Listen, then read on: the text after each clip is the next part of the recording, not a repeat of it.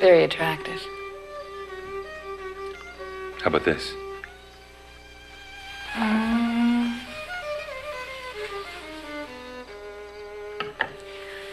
I like this one better. I was thinking of you.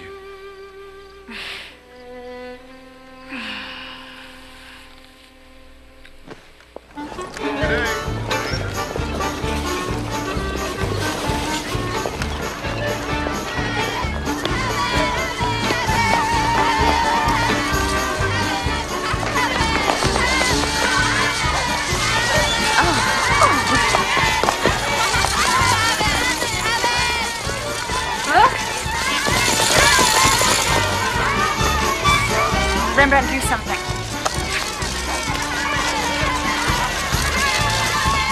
To save him? Children, just stop. If you don't do something, I will. That's it. Stop. Ah, good day, Maestro. You, Rabbi Ben Israel. My wife, Saskia von Rhein. No wonder you're famous if you can control the children of Amsterdam. Who knows what would have happened to that boy if you hadn't stopped him? What's the meaning of this, running wild in the streets, frightening the neighbors? We didn't mean to, ma'am. We were just having fun. No harm done. I expect more from my son. Your son? Samuel Ben Israel, at your service. Or should we call you Hamlet? Wicked advisor to King Ahasuerus, at your service. You were play acting. On our way to the synagogue. It's the festival of Purim. The children reenact the story of how Esther saved the Jews from the wicked Haman. Well, you were very convincing. Samuel is a great one for play acting. You've got him perfectly. No, it is not permitted. A rabbi may not be portrayed in graven images. It's a commandment. Gone. No harm done. Well, we should be getting to the synagogue. Happy Purim. Purim is the happiest festival there is.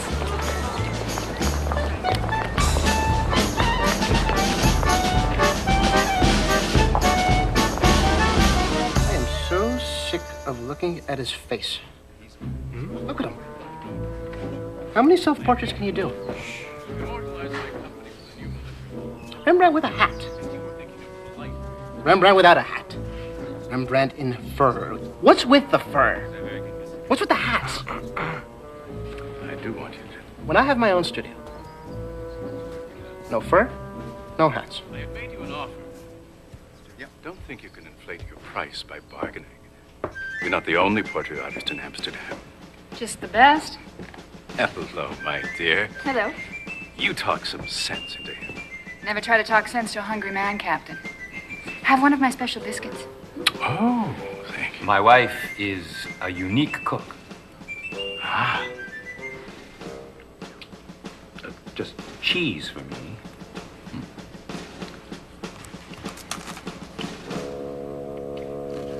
Good. Aren't they?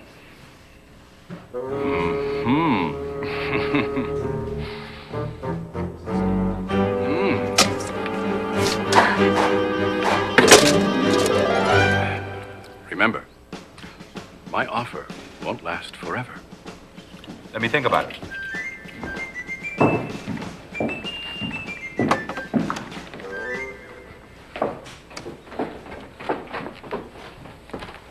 What offer?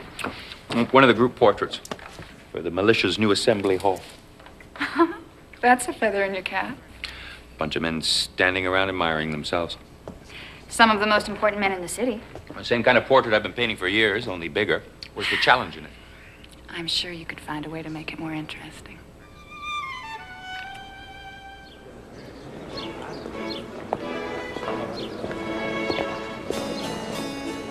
Consolation prize. Well, I had to buy something after losing the Raphael. You bid on it too, didn't you, Vanderhouse? 3,500 guilders for a portrait of a minor Italian nobleman. That's twice as much as I'm getting for a militia group portrait. Yes. I'm supposed to do one too. But how do you make it different? Give them what they want. Give them what they want. It's probably what Raphael had in mind when he painted Balthazar Castiglione.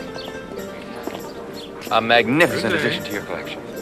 After some spirited bidding, you didn't come away empty-handed. All part of the fun. Did you enjoy the auction? The golden goblets from the temples of the Aztecs were amazing. And the shell collection? My uncle sent me some just like them from Brazil. I'm gonna go to the New World myself one day. Your future is here, and thy son must put aside such foolish ideas. When Samuel becomes bar mitzvah, he will accept that the good of our community comes before his own selfish interests.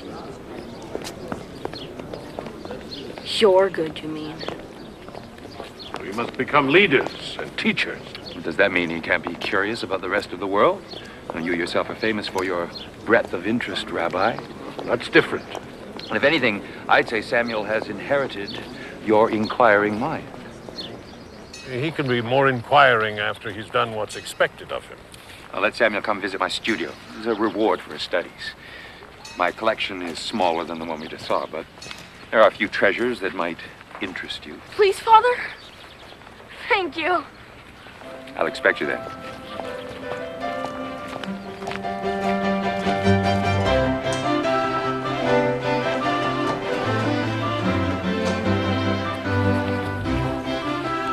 Too big. Too perky. Too purple.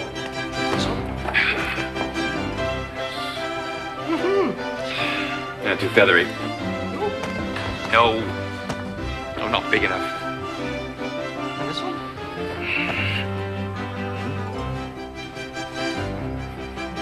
No.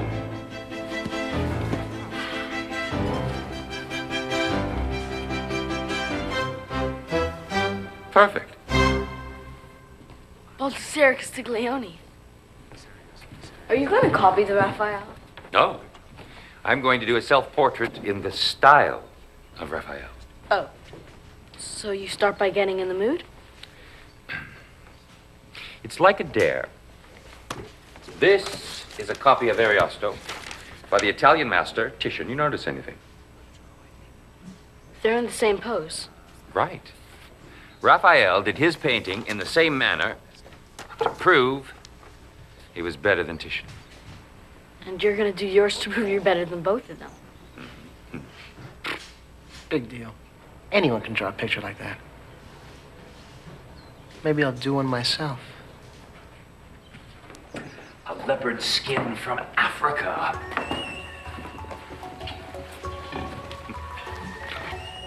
Can you imagine eating a snail this big? And over here, we have a leftover biscuit. Ah, Captain. You wouldn't know anything about this, would you? No idea. Now, A simple yes or no. That's all I want. Bartholomeus Vanderhelst is more than happy to take the commission if you're not interested. Vanderhelst, that hack. His first militia portrait has created quite a stir. He's as dull as ditch water. He's highly overrated. I agree. All the more reason for you to demonstrate what a real artist can do. All right. But not because of Vanderhelst. If I take this on, it's to reinvent the group portrait. Well, let's not get carried away here. Or you could go elsewhere. I'm not ready to do that. Yet.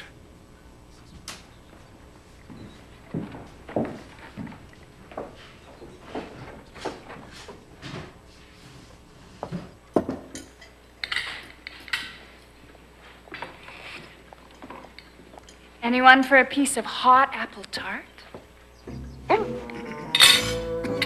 No, thanks. I have work to finish up in the studio. Me too.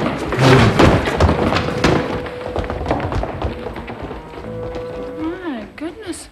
I've never seen them so eager to return to work. Rembrandt. You agreed to do the militia portrait. You deserve a double portion for that. You shouldn't tire yourself out baking all the time, not in your condition. I'm fine. I hope our son isn't a worrywart like his father. Or a liberty gibbet like his mother. Or a spendthrift at auctions. Or a man who loves his wife too much and lets her lead him around by the nose. You do not.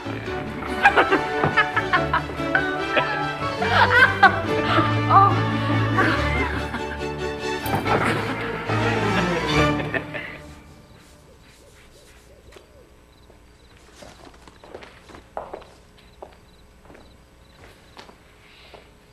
Why weren't you in Shu?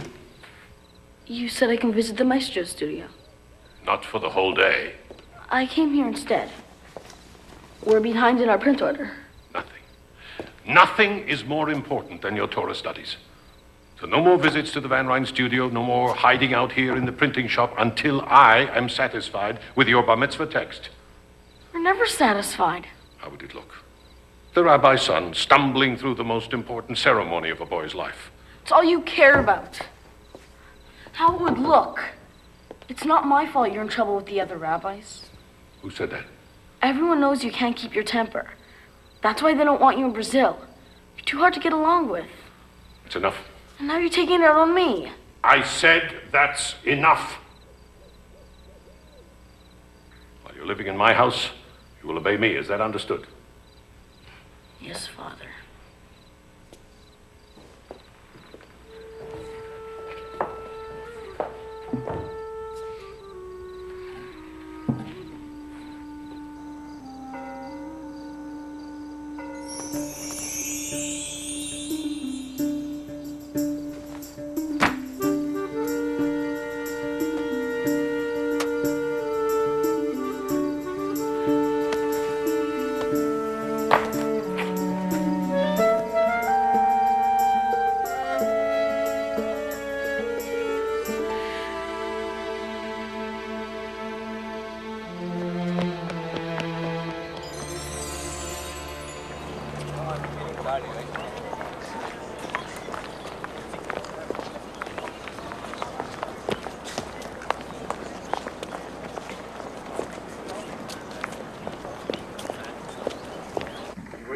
Last night after a disagreement.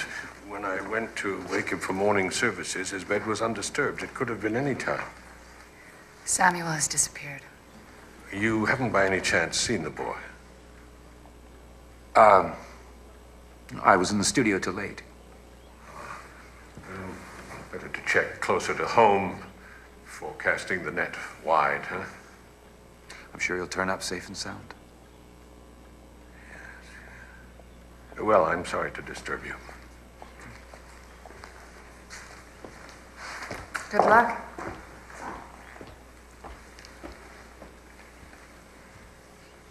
Samuel didn't seem like the kind of child to run away. Such a clever boy.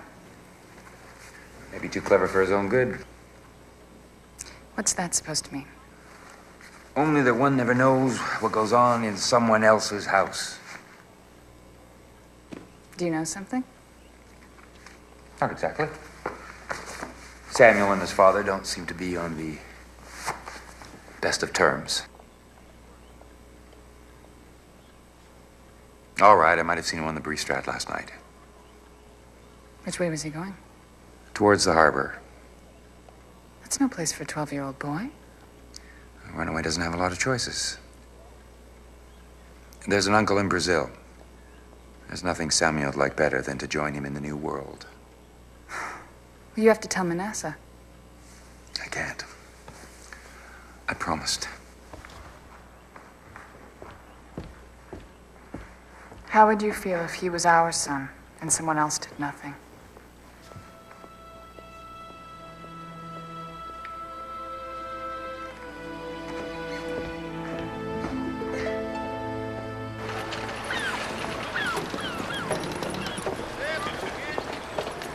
Excuse me. Looking for a boy about that side. I saw one over there. Ah. Thank you very much, sir. Oh, thanks.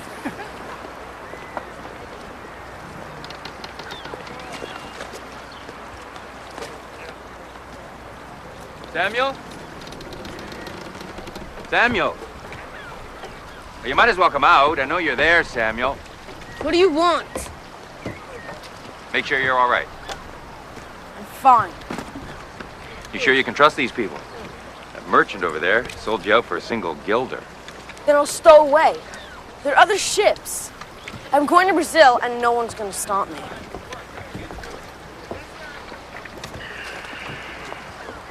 Things really so bad at home? Everyone thinks my father is so wonderful. So wise and such a good speaker. An expert on everything. Well, you should try being his son. It's impossible. I'm never right.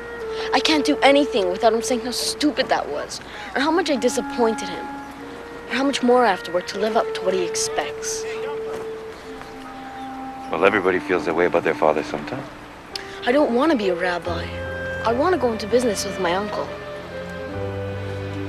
I don't want to be anything like him. Well, you can't stay here. Saskia will disown me. What if I talk to your father? What good will that do?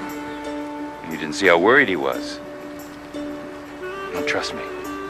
We can work something out.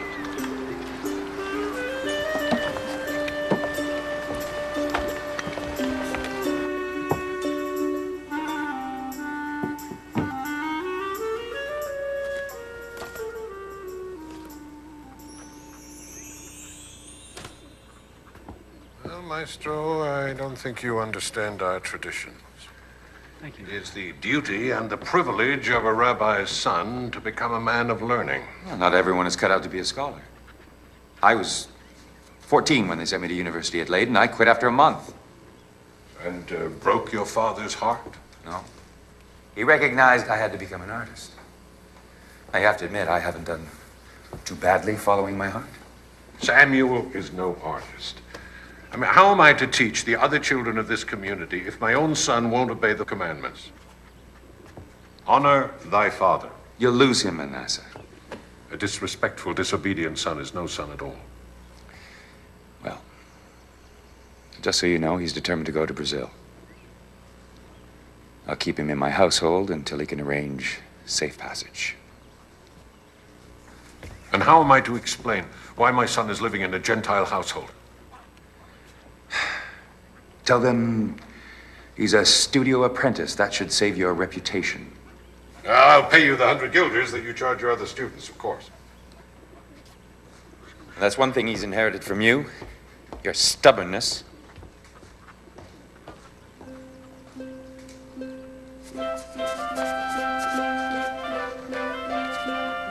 Don't look at me. Turn your body. And perfect.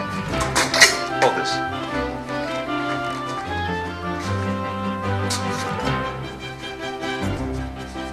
Gerard, where's Samuel with the helmets?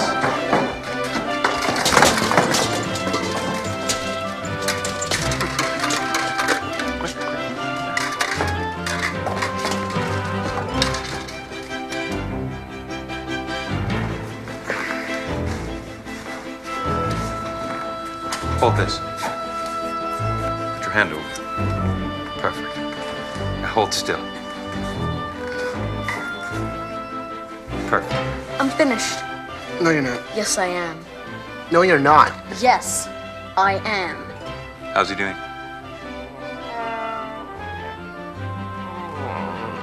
That bad?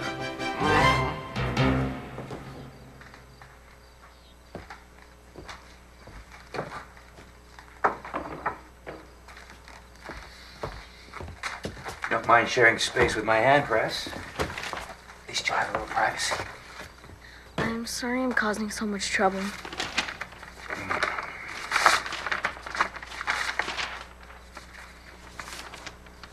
What's this? It's you. Like the Titian and Raphael. Baldessari Castiglione. You finished it. Way too much ink. Can't trust him with the simplest job.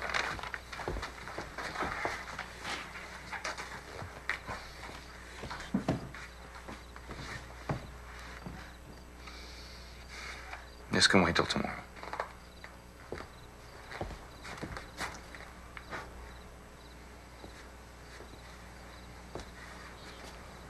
Good night, Samuel. Night.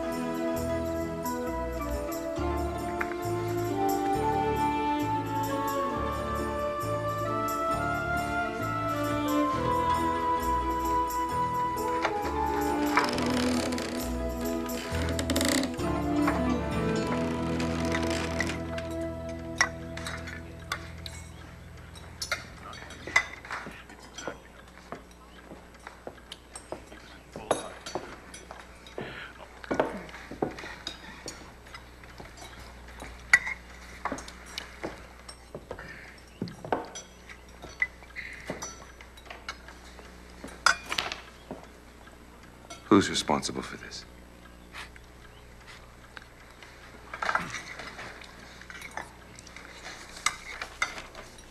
And who did this?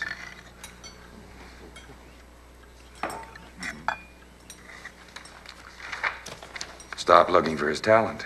He's a master printer.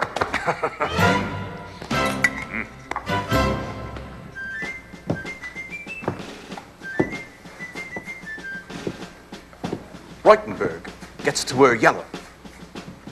Vischer says he's wearing silk brocade. And Kemp is all decked out in armor. Now, I'm going to look like a crow in a flock of peacocks. Trust me, you'll be the focus of the picture. I'd better be for what I'm paying you. When do I see some drawings? Walk. You can't expect my men to plunk down 100 guilders each without knowing what the portrait is going to look like. A preliminary sketch, just the composition. There isn't one. But there are 18 men. The politics are very delicate. All taken into account. Hold it right there. That's brilliant. Gotcha. What'd he do? Made him feel important. He's got a meeting from his hand now.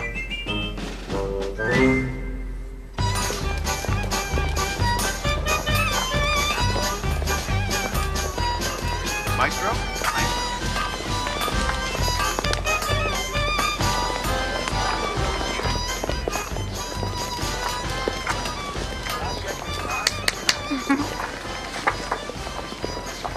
Oh, look. gotta have one. My uncle has arranged passage for me to Brazil. The ship will be here in 2 to 3 months. So soon. I mean, you're just getting the hang of things in the studio. My uncle says that if I'm as stubborn as my father is, there's no point in me staying around to embarrass the family. 2, please. I want to go to Brazil 100 times more than I want to be a scholar. Rembrandt's so pleased with your work. You could stay on with us.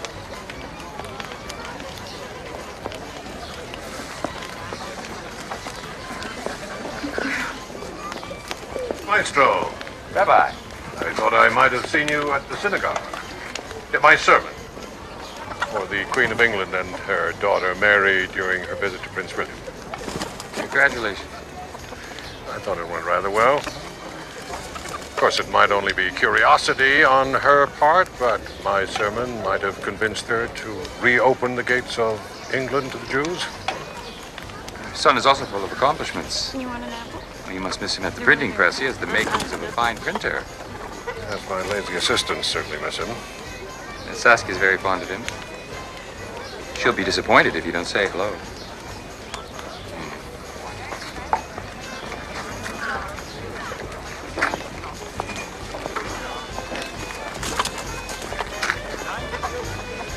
Good day, missus.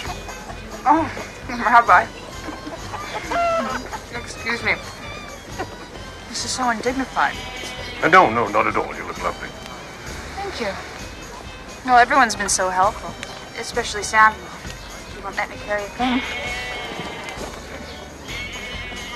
Well, may you be blessed with a healthy and beautiful son. Shalom.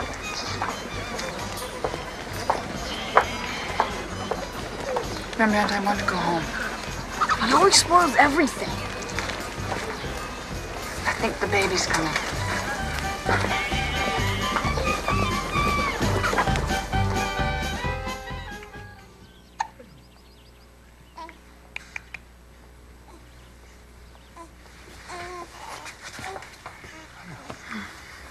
Oh, yeah.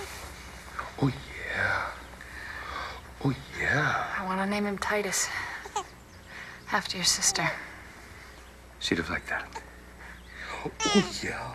Oh, yeah. She can't see anything that far away. No, but you can. Oh, yeah. Oh. Wow.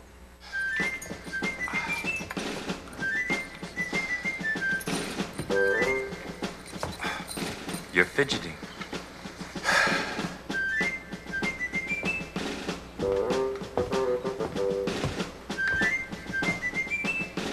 All the other militia captains get to see what their portraits will be like. Now you're whining. Vanderhelst has already finished his painting. It's hanging in the militia hall. Now you're comparing my work to Vanderhelst. No, of course not. Because I've seen his portrait. And if you're willing to settle for that, then I'm wasting my time here. Well, not me. But some of the other men want to cancel the commission unless they can see what they're paying for. I can paint them out. No one gets to see the portrait until it's finished. Now stand still.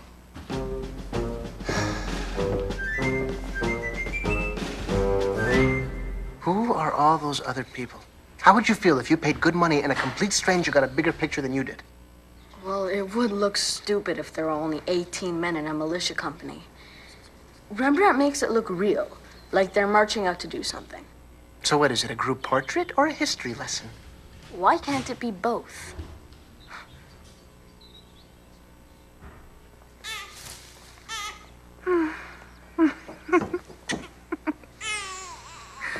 They're magnificent. They're blooming today, just like Titus's cheeks. Don't get up. I want to see them. Put them in the vase, please. Yes, ma'am.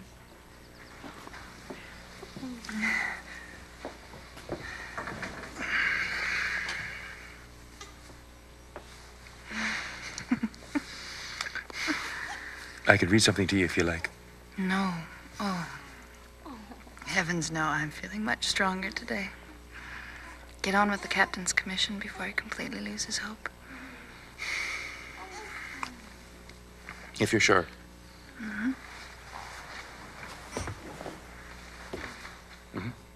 Yes. Go.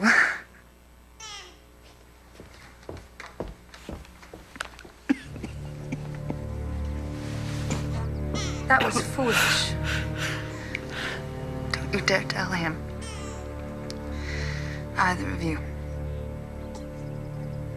He's got to finish the militia portrait. It will keep him popular.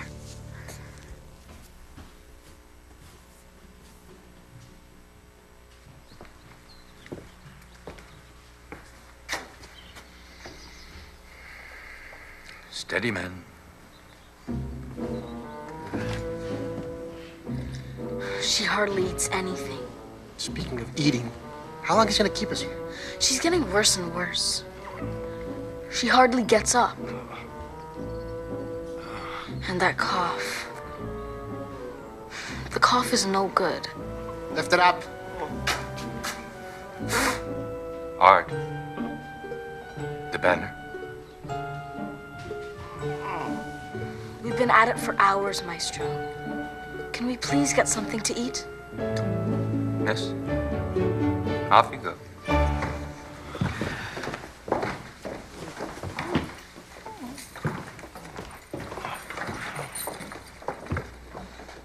You need something to eat, too. I'll be down in a minute.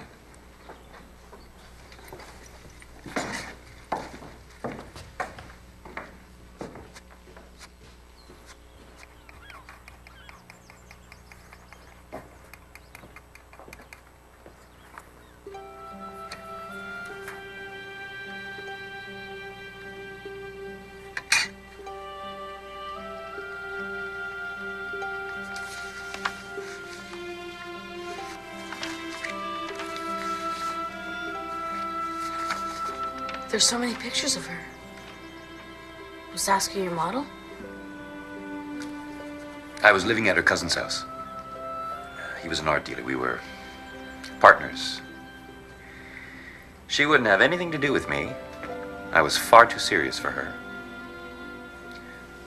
That's when she agreed to marry me.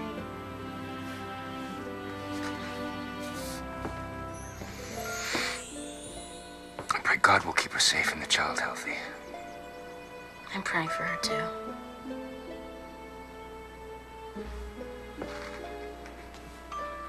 What's that? Well, I know your father doesn't believe in graven images, but it's a great challenge to capture that gaze. He stares right through you. He sees more than most people. Except when it comes to you. You're too close for him to see who you really are. Not anymore. I was hoping this afternoon you might work things out. Don't worry. I'll be off your hands as soon as my ship docks. Forever. That's not what I meant. Listen, you got a big painting to finish and a new baby to look after. The last thing you need is a charity case.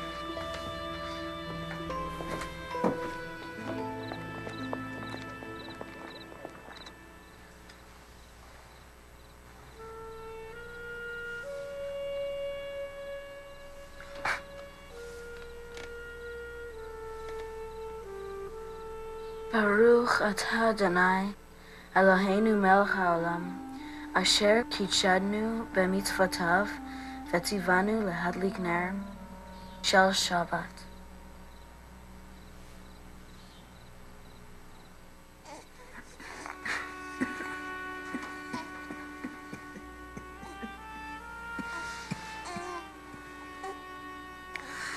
Could I have some water, please?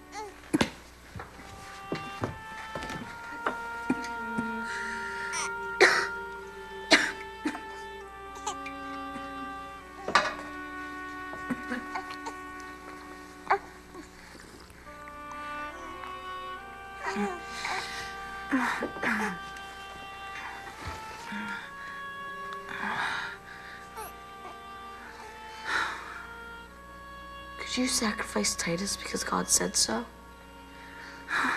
I hope he would never test me so severely.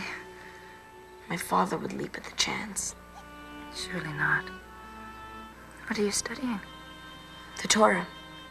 Genesis 22.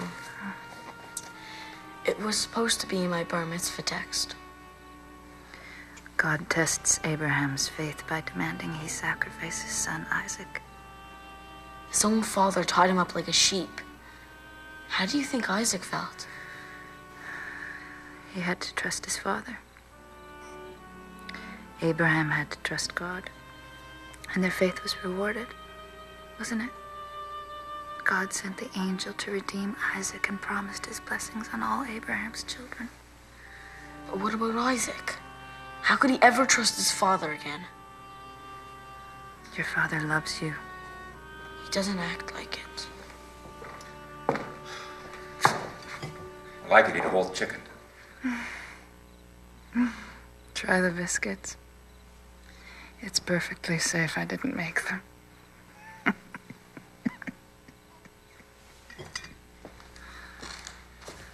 Take him to his nurse. Saskia needs some rest.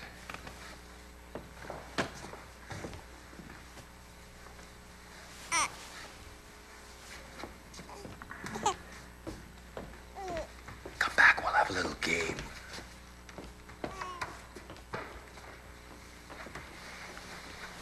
He's clever, that boy. I'll have to teach you how to play chess after he's gone. Count on him for so much. Do you think we've done all we could to reconcile him with his father?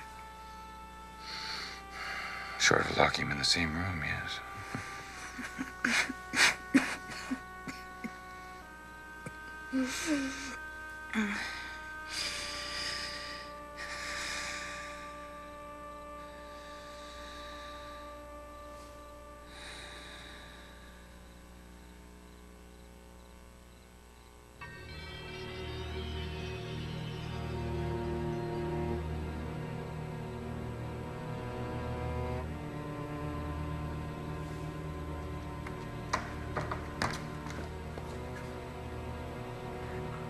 I'll get the doctor.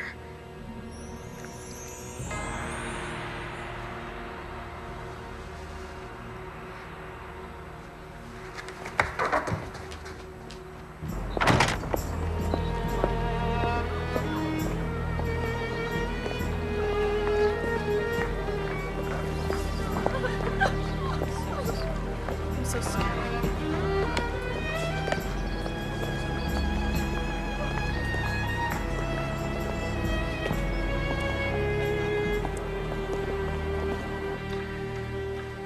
Terrible thing to happen.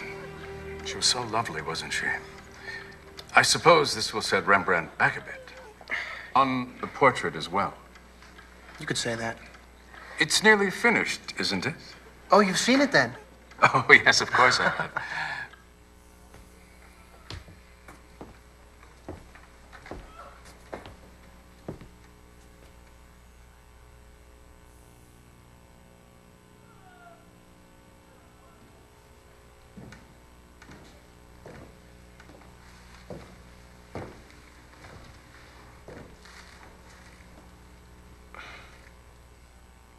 I've never seen your hand still, Maestro. I am sorry for your loss.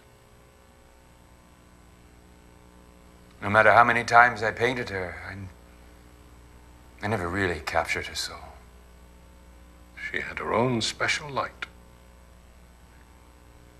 Couldn't accept she was sick. I could have gotten better doctors. I'm sure you did all you could. I hid up here. Could have spent more time with her. She knew you loved her. Anyone could see that. It's my fault. I wanted children. This grief will pass, my friend. Take comfort in the son who needs you now. As you do with Samuel. We can't always follow our own good advice. At least you could profit from my mistake. I want my wife back.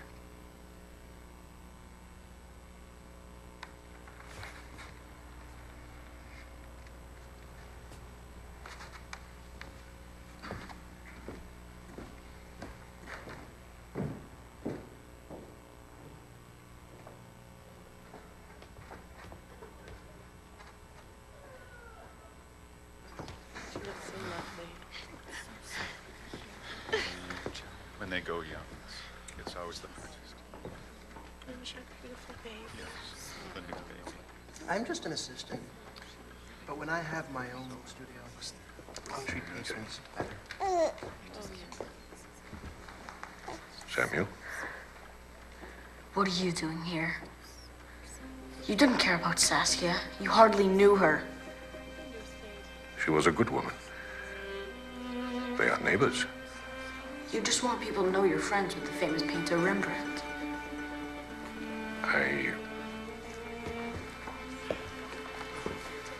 I also hoped we would talk. So that I could apologize. I won't. I don't want you to go to Brazil. I may never see you again. You have nothing to say about it.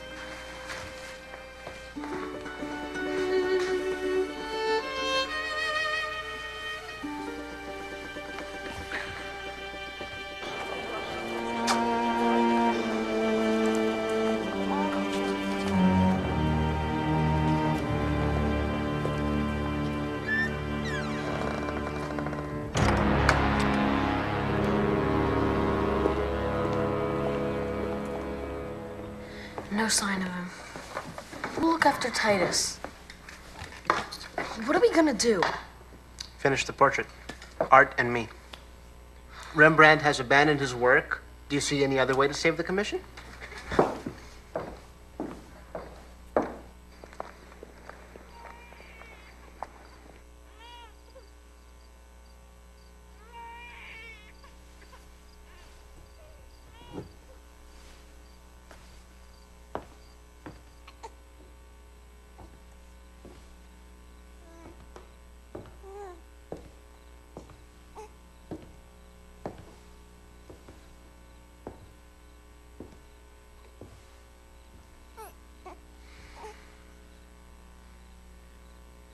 What?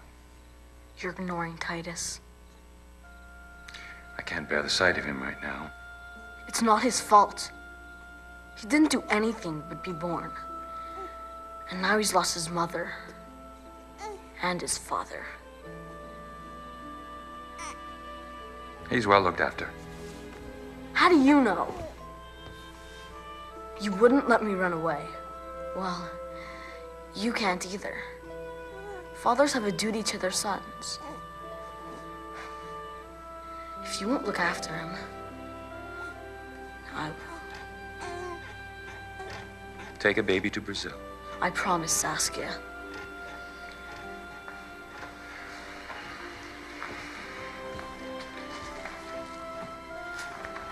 Fathers make mistakes too. Sometimes you have to forgive them.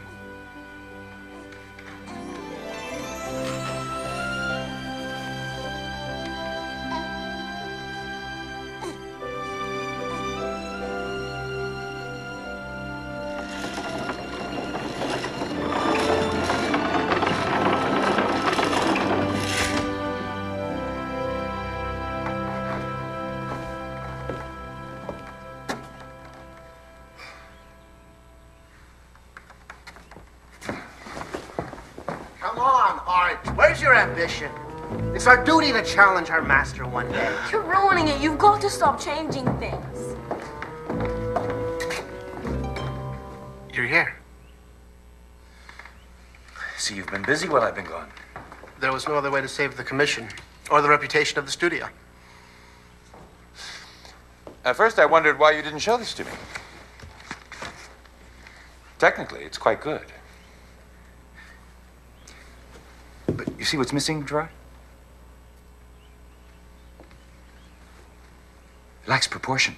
What are you talking about? That's perfectly to scale. Your sense of proportion as an artist. You have all the ambition of a grand master without understanding the first thing about the soul of a picture. Soul. You think a militia company wants soul? They want prettied up versions of themselves to brag about and show off to their friends. You deliver that, your day is finished. I wish you a long and successful career. Your apprenticeship with me is finished.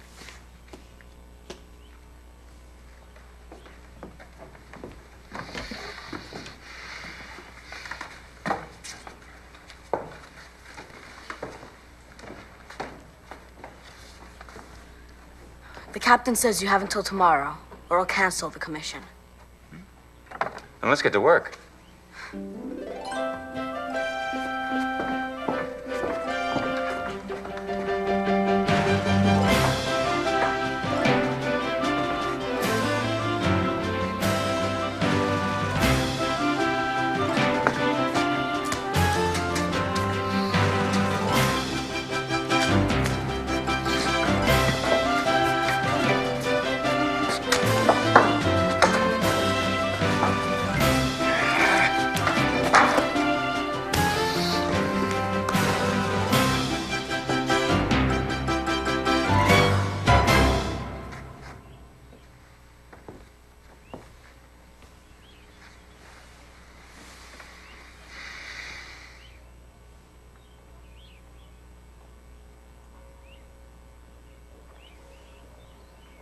Today's the day.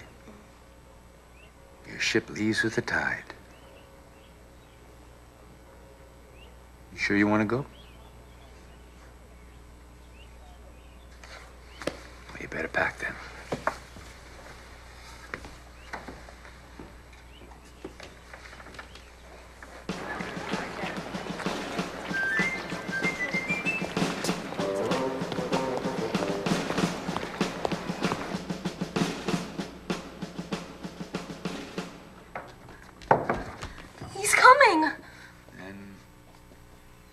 We're done.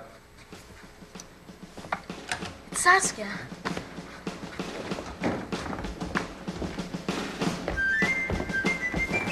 I've had enough of being put off. My company is the laughingstock of the entire city. I demand to see my portrait now. Close your eyes.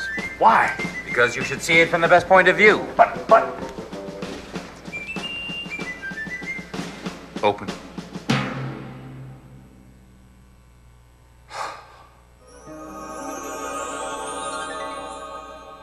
I look wonderful.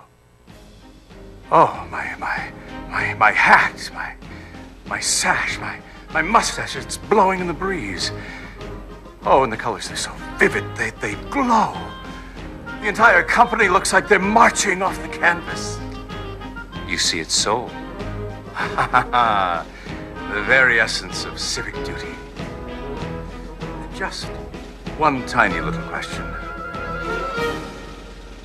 Who are all these other people?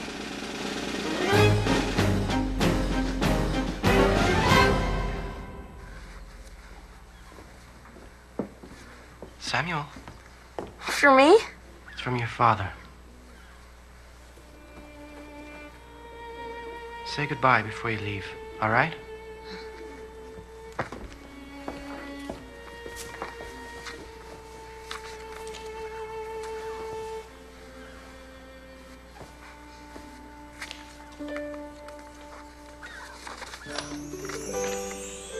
Dear Samuel, today I hoped we would stand together on the bima to celebrate your bar mitzvah.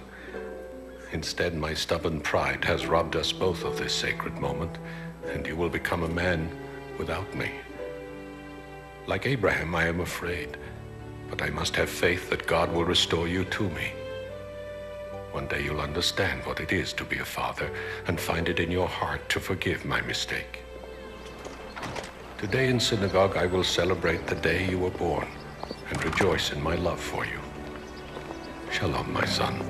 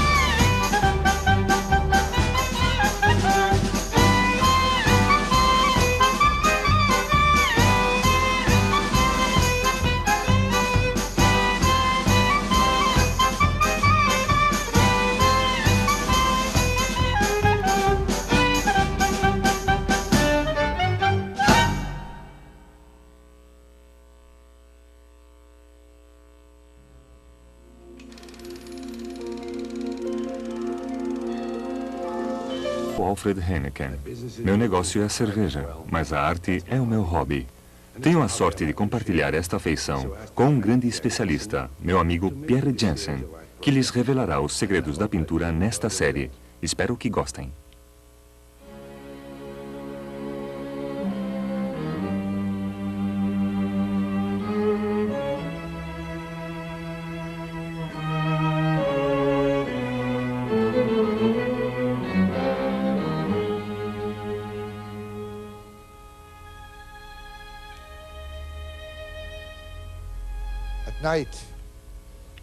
Pela noite, no escuro quarto do Escorial, o rei costumava sentar-se nesta mesa a meditar.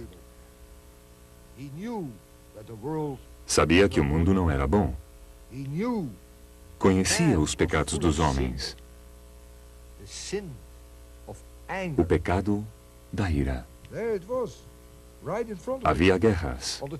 Tinha tudo isto na mesa, diante dele. O pecado do orgulho. Não notava essa mulher que um demônio segurava o espelho?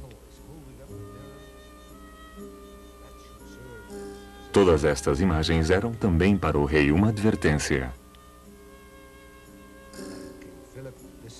O rei da Espanha, Filipe II, que era um trabalhador incansável, olhava também o pecado da luxúria. As pessoas não deveriam entregar-se às belezas do mundo.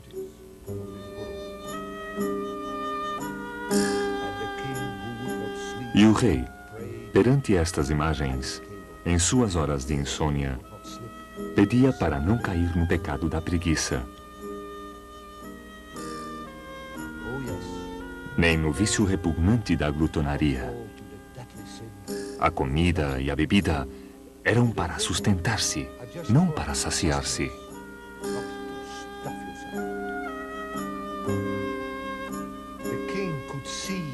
O rei sentia sobre ele o olhar de Deus.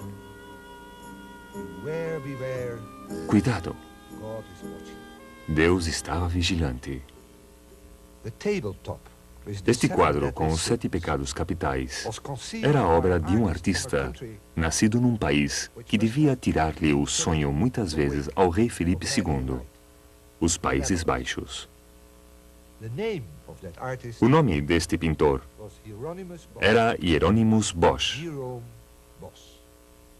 Jerônimo el Bosco, como é conhecido na Espanha.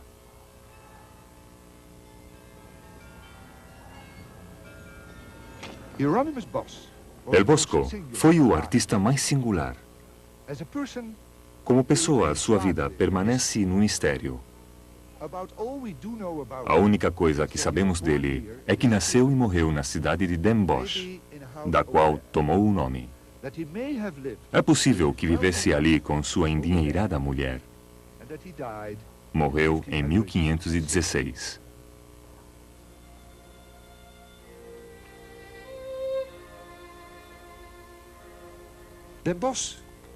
Den Bosch era naquela época um centro de grande atividade comercial e também espiritual. Tinha não menos de 17 monastérios. Este contraste chama a atenção. É que no meio deste tráfico comercial pode também salvar-se a alma? Esta pergunta parece que obsessionava Bosco. A resposta que encontrava era muito pessimista, porque o homem é um louco. Sua estupidez chega ao extremo de pretender ser capaz de curar-se dela extraindo uma pedra da sua cabeça.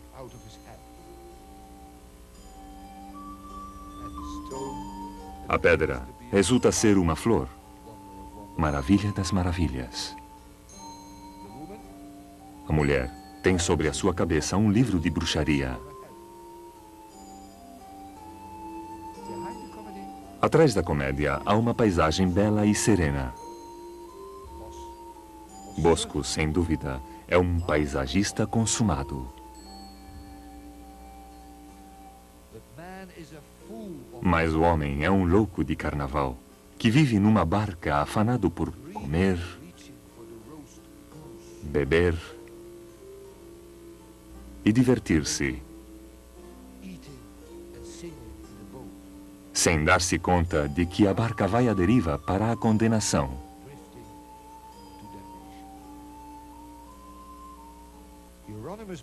El Bosco era o mais divertido narrador de contos sobre as loucuras e fraquezas dos homens.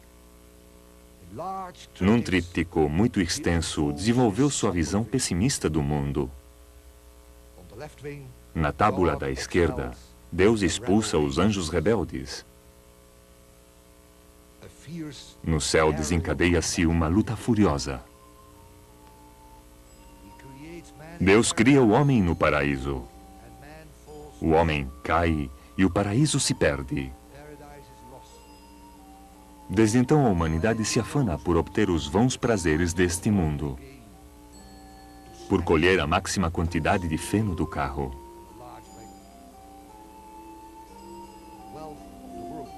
Os prazeres do mundo são como feno, e todos, incluindo reis e papas, colhemos quanto podemos.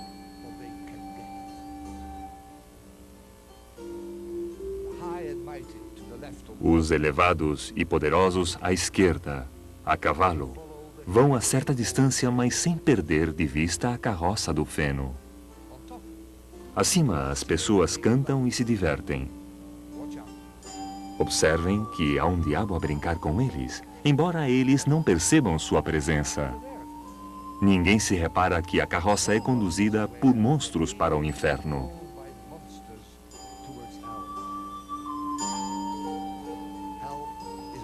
O inferno está na tábula da direita.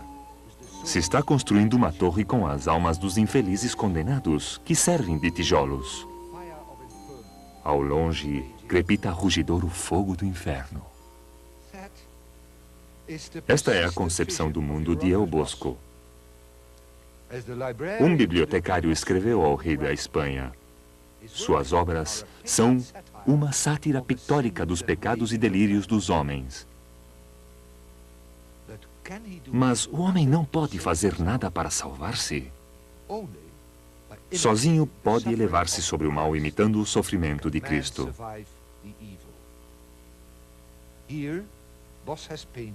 Nesta obra, El Bosco pintou seu santo padroeiro, São Jerônimo, em luta contra as tentações, numa paisagem de escarpadas rochas. O santo está despojado de seu manto de cardeal e de seu chapéu. Está ajoelhado e quase deitado sobre o chão, com os braços estendidos. Segura um crucifixo entre suas mãos. Jesus está sempre tão sozinho. Ao longe se desenha uma paisagem que transborda suavidade e sossego. Pura inocência sem sofrimento. Nesta pintura, Cristo, coroado de espinhos, tem um olhar compassivo para o homem. E seus verdugos se sentem estranhados por esta atitude de calma. A pintura parece insinuar-nos: foi inevitável. Deus sacrificou seu filho pelo bem dos homens. Mas neste quadro, Cristo é rodeado por uma matilha de monstros uivantes, demônios com forma humana. Um frenesi de delírio e crueldade.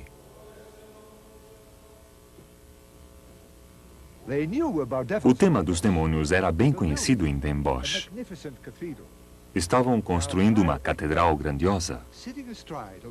No alto, a cavalo sobre os contrafortes salientes, há estranhas figuras de pedra. São figuras divertidas, alegres, exercendo seus ofícios,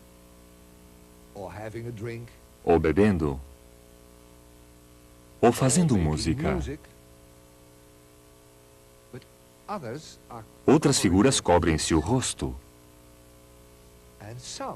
Outras são criaturas terroríficas que grunhem, se enfurecem, uivam. Um horrível pesadelo. São o contrário do sagrado. São o inferno. El Bosco fez do inferno sua fazenda particular. chegaria a ser o criador consumado de diabos e o esperto supremo em fogos infernais.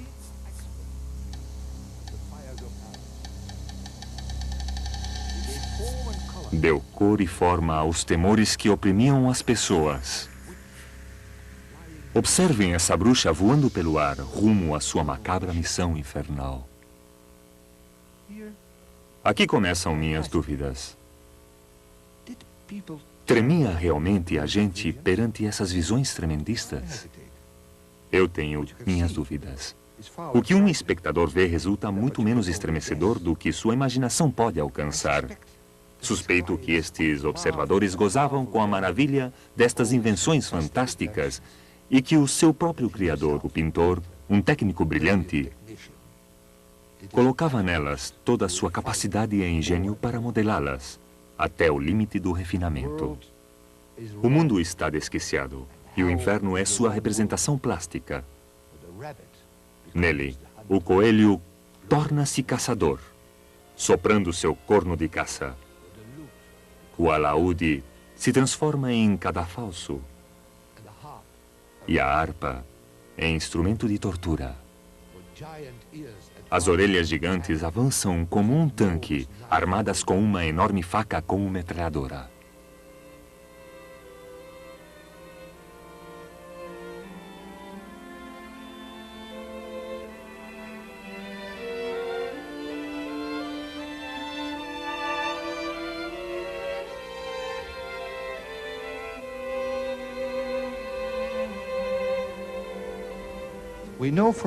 Sabemos por documentos britânicos que Hieronymus Bosch, El Bosco, era membro respeitado da confraria de Nossa Senhora, uma rica e prestigiosa associação de sua cidade natal, dedicada à Virgem Maria.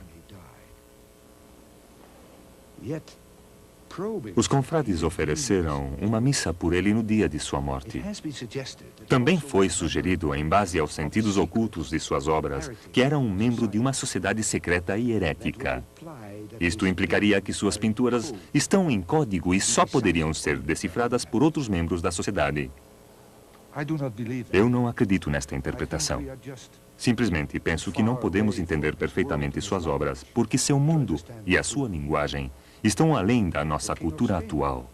Talvez Filipe II, o rei da Espanha, entendesse por que um homem rói um morango gigante no inferno. Seu sabor é apenas vaidade e tem a escassa duração de um instante.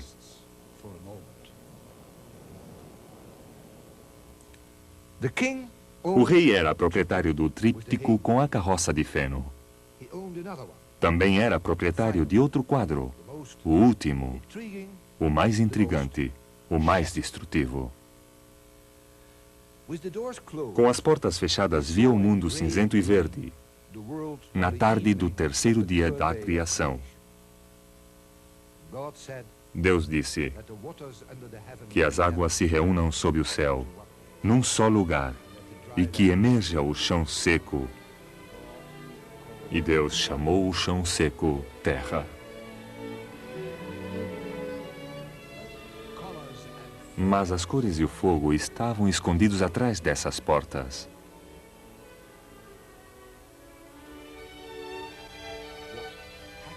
O que é que acontece quando surge a humanidade sobre a Terra? À esquerda está o paraíso, com a fonte da vida rodeada de animais fabulosos. Deus apresenta Eva a Adão.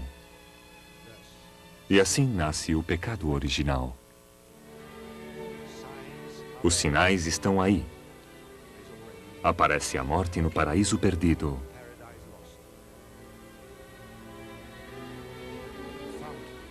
E na fonte da vida, um mocho abre os olhos de mau presságio.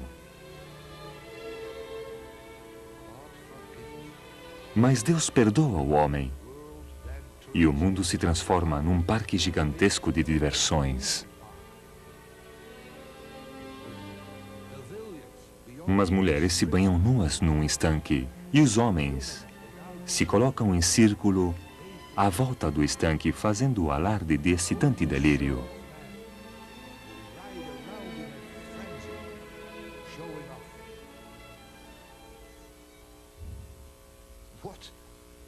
pensaria o piedoso rei de tudo isto? Ousaria olhar o quadro de perto e descobrir que havia alguma coisa de diabólico neste encantamento? Alguma coisa antinatural nesses enormes pássaros que esvoaçavam sobre os amantes?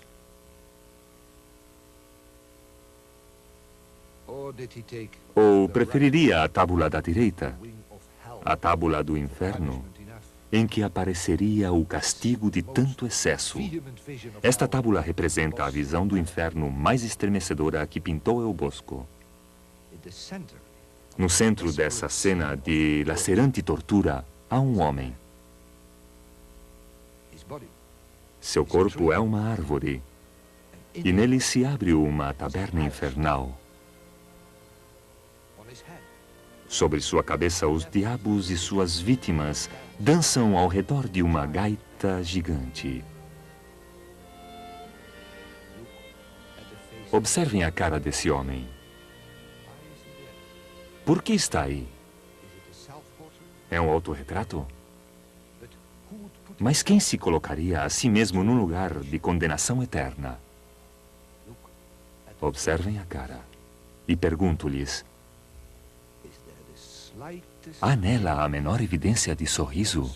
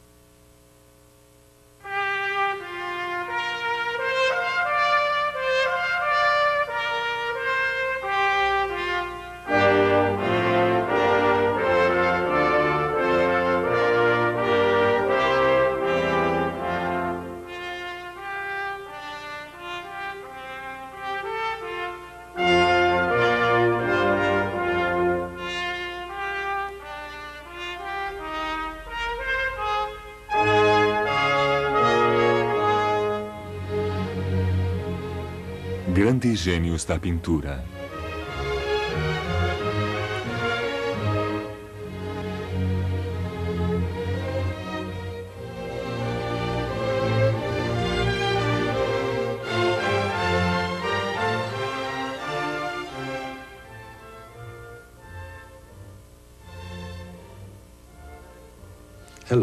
Olá, sou Alfred Heineken. Meu negócio é a cerveja, mas a arte é o meu hobby.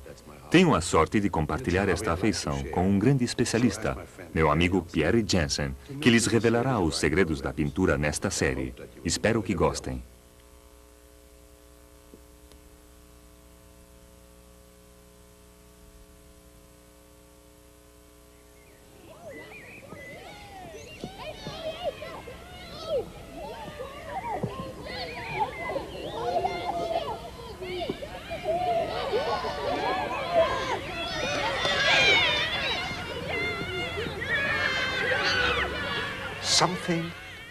Alguma coisa rara passou no povoado.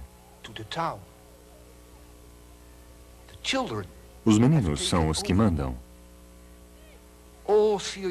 Acabaram-se os deveres e os trabalhos sérios. O povoado, com todas suas ruas, é um pátio de recreio. Tudo isto é diversão, ruído e fantasia. Não existe ordem. A vida se voltou ao inverso. Até na Câmara impera a revolução.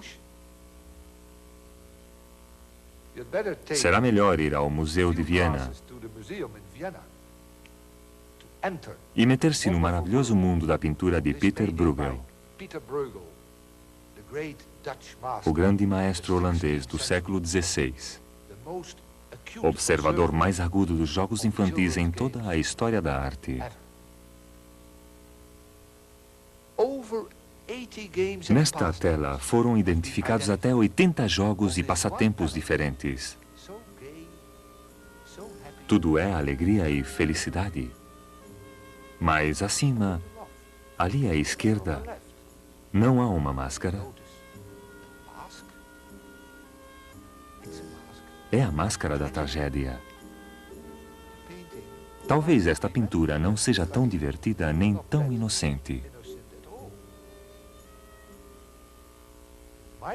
Talvez signifique que as pessoas são tão inconscientes como crianças, que a humanidade segue cegamente os piores instintos, que seguem os saltos e diversões até que chegue a parca e tenebrosa morte, pedindo-nos contas a todos.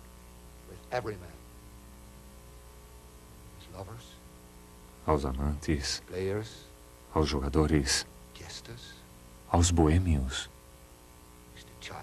ao menino, ao sacerdote, ao rei. Então será a mais terrível desolação, pintada pelo mesmo Peter Bruegel.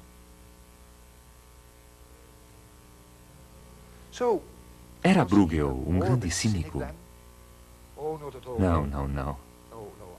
Creio que era um humorista, com um humor aprazível, que tinha dúvidas sobre os homens, sobre o que eram capazes de fazer. Assim era seu sentido do humor.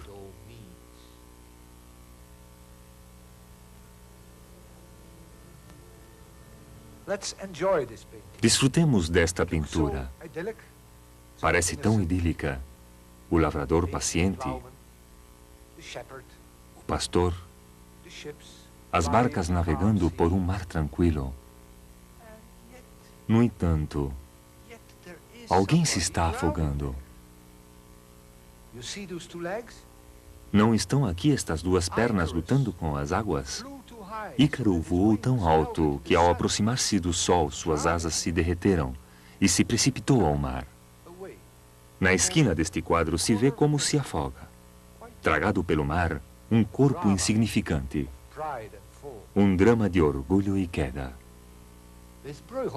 Perante Bruegel, é preciso ser muito perspicazes. Aí parece que ocorre alguma coisa.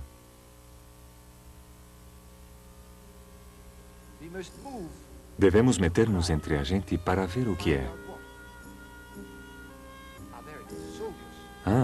Uns soldados estão forçando um homem e sua mulher tenta liberá-lo. A gente crê que isto é divertido. O homem se chama Simão e estão obrigando-o a ajudar alguém. Cristo, que caiu pelo peso da cruz no seu caminho para o Calvário, onde o vão executar. Vai atrás de uma carroça com 2 ladrões. Isso é o que acontece aí. E continuará acontecendo. O desfile se encaminha desde um amanhecer cor de pérolas. Observem o céu. Para um entardecer sombrio, como uma roda imensa que gira eternamente.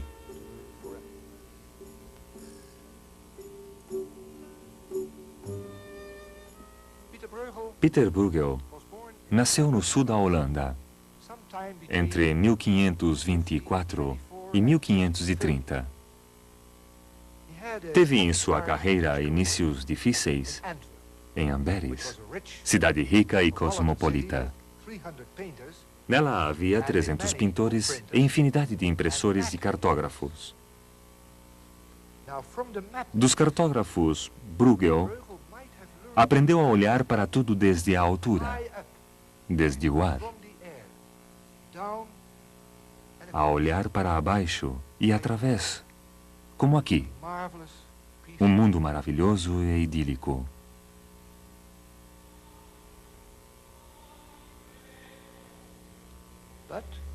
Mas nele se levanta um catafalso, um lugar de execução. No entanto, atenção, as pessoas dançam no catafalso. simplesmente não conhecem nada melhor.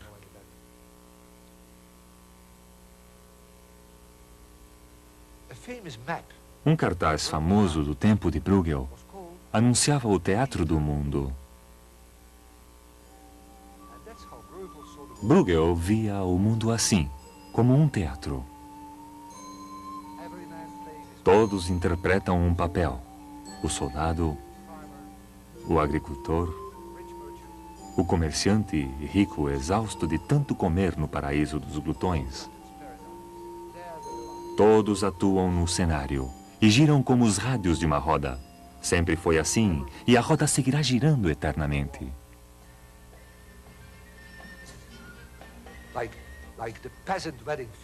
No banquete nupcial, as pessoas se divertem. As pessoas bebem um jarro de cerveja atrás de outra. Não saciam a sua fome. Nunca tem bastante.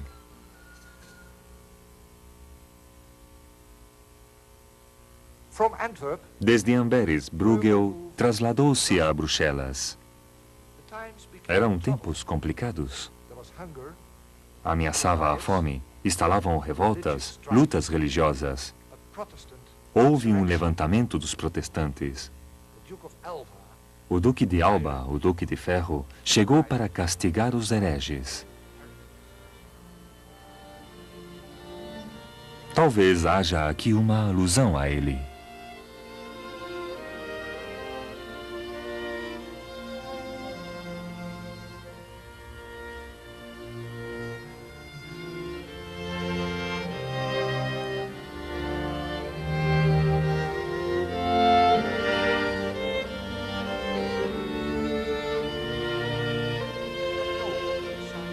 Não sabemos em que partido militava Bruegel.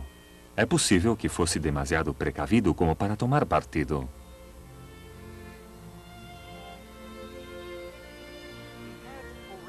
Já havia pintado um famoso quadro chamado Combate entre o Carnaval e a Quaresma. À esquerda, o Carnaval. Tudo é diversão e permissividade. Todos se entregam à alegria, até os mendigos e os aleijados. À direita, a sobriedade, o bom comportamento, as boas acessões e talvez também a falsa compaixão. Não sabemos com certeza o que nos diz Bruegel. Não sabemos se pintou esta Torre de Babel com uma secreta admiração pelo esforço humano, representado na cooperação entre os homens, passando pelas suas diferentes línguas, ou pintou-a pensando na loucura humana.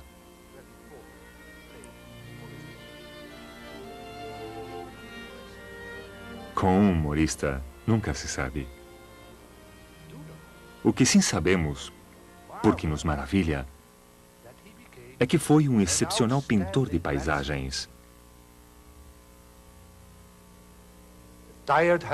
Os caçadores voltam cansados em pleno inverno. O espectador se põe a caminhar com eles entre as árvores, com pássaros cruzando as extensas superfícies nevadas e passando pelas poças geladas onde se deslizam os patinadores sob um céu cinzento.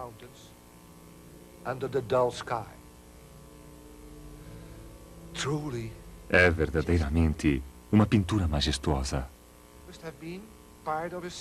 Deve de ter pertencido a uma série dedicada aos meses do ano.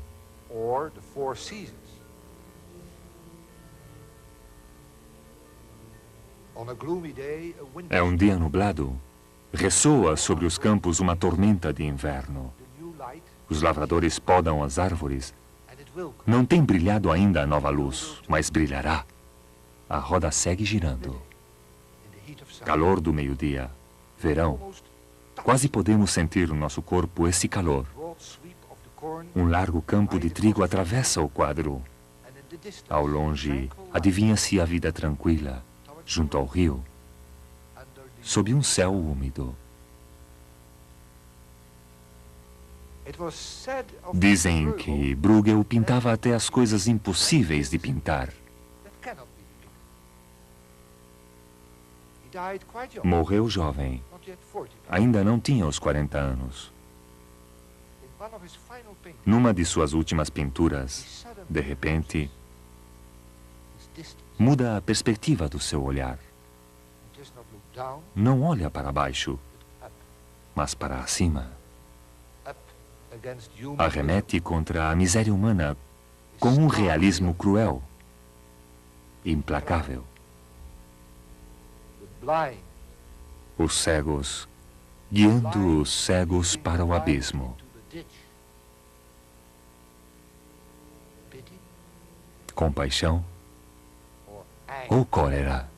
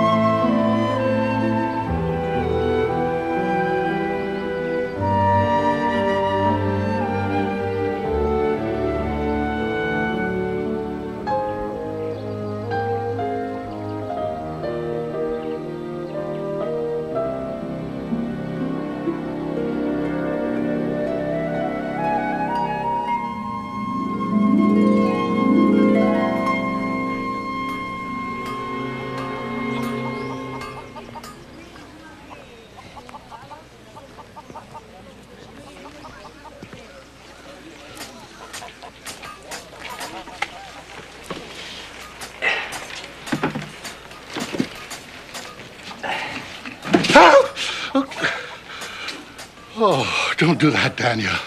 A man my age could have a heart attack. Did the letter come from me yet, monsieur?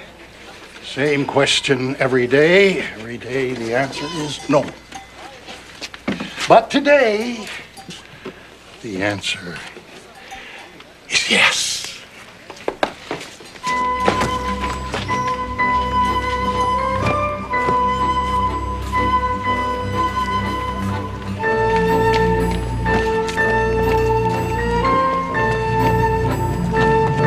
Et voilà. Monsieur Monet! My letter!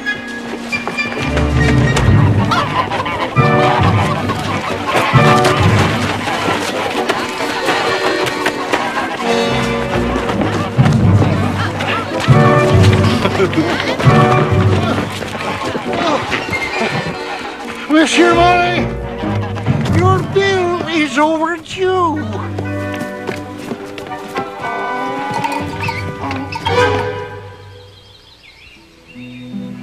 In closing, my son, I apologize for taking so long to write this time. I'm working day and night in Avignon trying to establish my reputation as a painter. But there's not a day that goes by when I don't think of my wonderful son. Love, Father. But when are you coming home?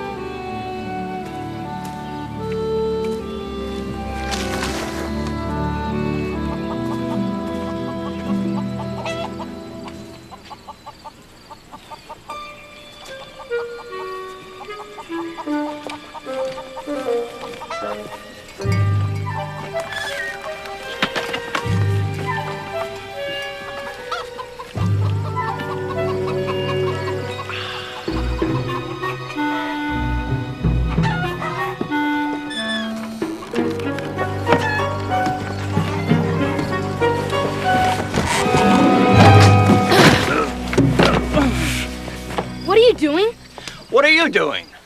You could have killed us both. Trying to give me the slip again, Monsieur Monet. Madame Fontaine. I realize I'm a day or two behind in the rent. 2 weeks behind. But I will have the money. Tomorrow. If I had a franc for every day I heard the word tomorrow. You will get your money. In fact, we will soon leave this third-rate establishment for good. It can't be soon enough, Monsieur Monet.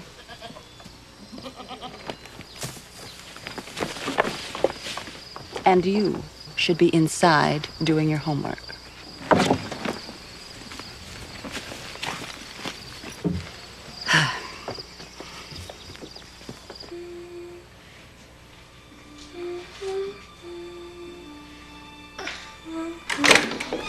Bonjour, Camille.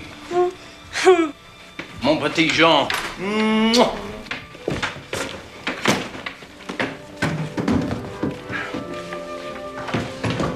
How was your day? Amazing. I completely forgot what the objects were in front of me. I simply saw a streak of yellow, an oblong of green, a dash of blue. What is it, my darling? Madame Fontaine came by for the rent again today. She'll get it.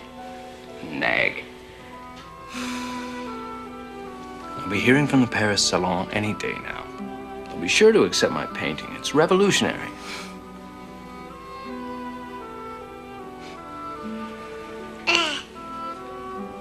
Having my work displayed there will mean sales and commissions. Soon we'll have more money than we know how to spend.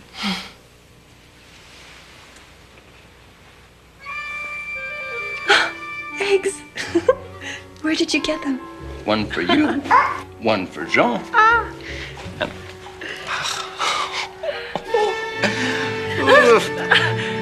one for me.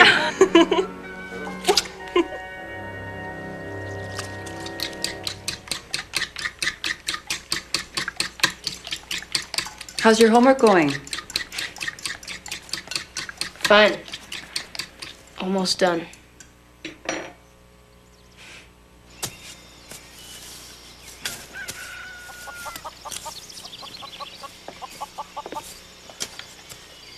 This just arrived from the headmaster. You missed 2 days of school last week. 'Cause I was, sick. You weren't sick. Yeah, I was. Sick of school. Danielle, if you don't go, you won't get into a trade school. Good, because I don't want to go to trade school. I want to be a painter like Father. Well, you're going to learn a trade, whether you like it or not. One painter in this family is enough.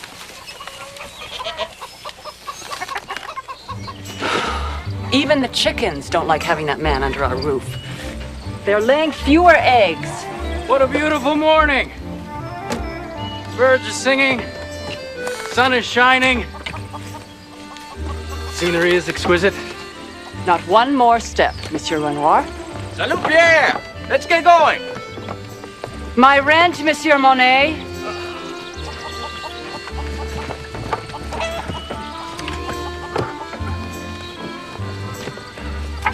Hurry up, you'll be late for school.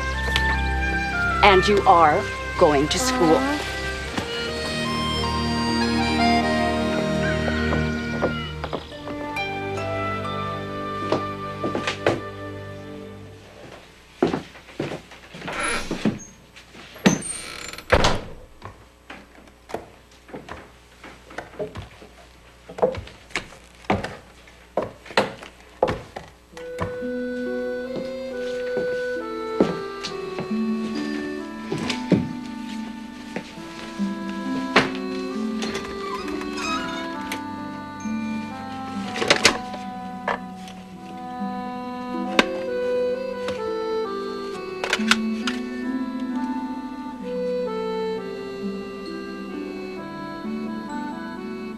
Danielle, get a move on.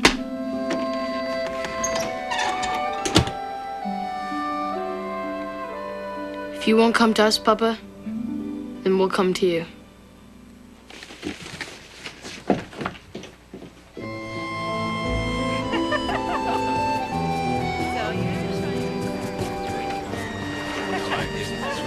Oh, look at the reflections on the water. The shades of green in the trees. The beautiful women. Louis Leroy. The cockroach. How did that man ever become an art critic? He has the intelligence of a newt. Hey, Pierre, you don't insult the newt. How old are you? 16. Oh, and I am the King of France. I need the money for a trip. Besides, you look like you could use some extra help. Yeah, I'll get you a uniform.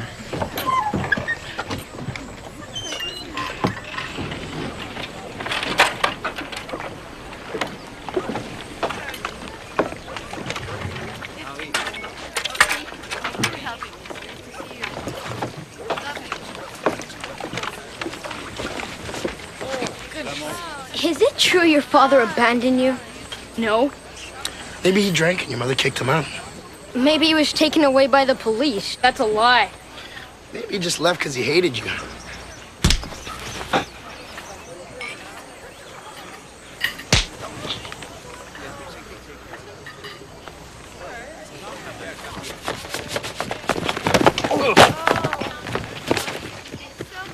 Thank you, boys.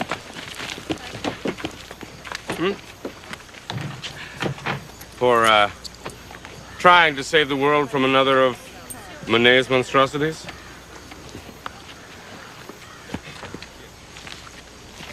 You're a skunk, Leroy. You believe in paying for your mistakes? I guess, but... Good. Let me see those coins. Go. This should cover a tube of emerald green, and this, a tube of cobalt blue. But I was saving for a trip. Well, you should have thought of that before you ruined my paints. Why, look, Claude. The boy has drawn a caricature of you.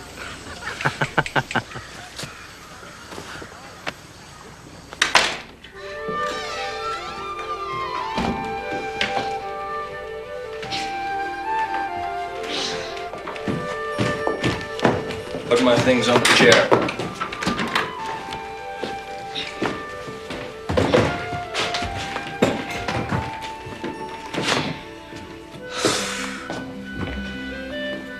You won't tell my mother where I was today, will you? Do I look like a rat? Wait, don't answer that. According to your little caricature, I do. Now, these are good caricatures. Who drew them? I did, when I was a young man living in Le Havre. You study these if you want to learn to do it well. You show an inkling of talent.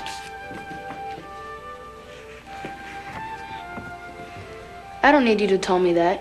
My father was a painter. Oh, really? And where is your father? In Avignon. He's building his reputation as an artist. He'll send for us soon. Well, since you know so much about painting, what do you think of these?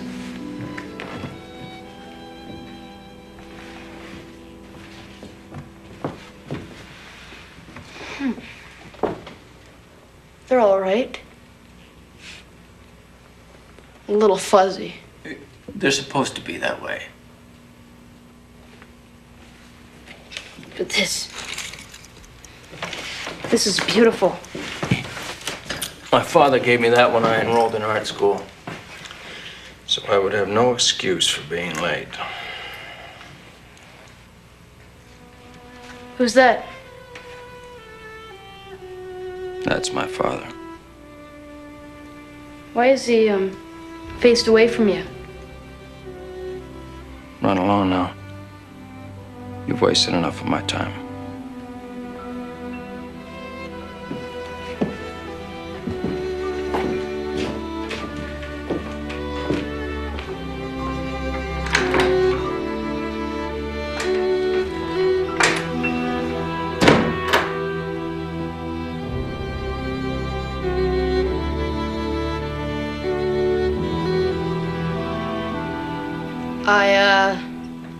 I banged into a door at school. Nice try. Now, how about the truth? Are the boys teasing you again? You know I don't like you solving problems with your fists. On the other hand, I wouldn't mind wringing their little necks. Mama? Why did Father leave? I told you 1,000 times before. He needed time to pursue his painting. Yeah, but he's been gone almost a year. I'm making your favorite dish for supper tonight. Coq au vin.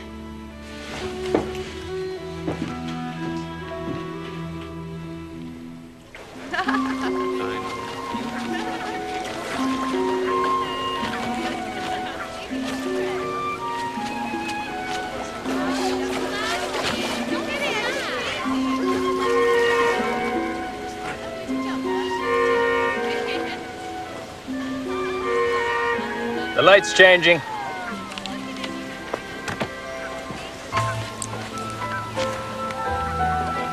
You're painting my painting. No, you're painting my painting. Impossible. I'm set up in front of you.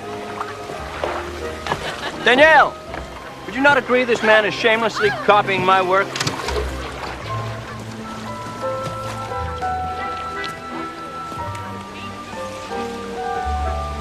Well, they do look similar. Ah. But Monsieur Renoir uses more color and his people are more defined. Whereas you are more interested in the play of shadow and light. Well done, Danielle. Besides, even if I were copying, would it not be the ultimate homage? This man is marked for greatness. He has submitted a painting to the Salon in the new style. Once accepted, he'll be famous. We'll both be famous. We'll dine in the best restaurants. No more squalid flats with nothing but rodents for company. Speaking of rodents. You see, my friends? Monsieur Monet doesn't use a brush. He just loads a revolver with color and fires at the canvas.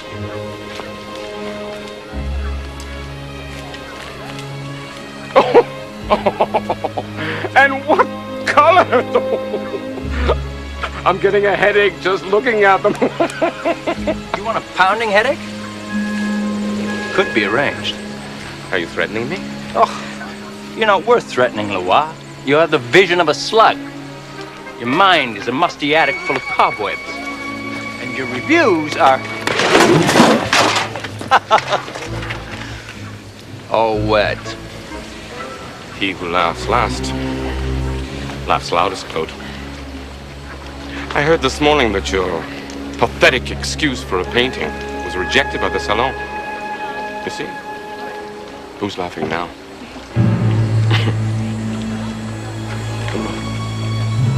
Come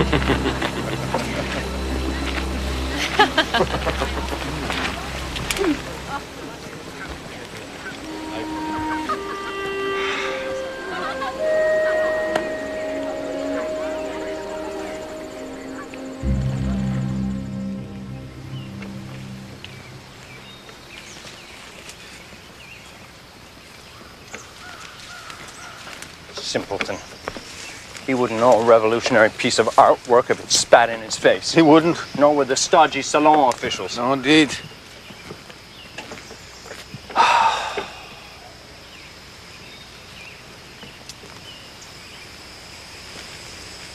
Look at the way the leaves play with that sunlight.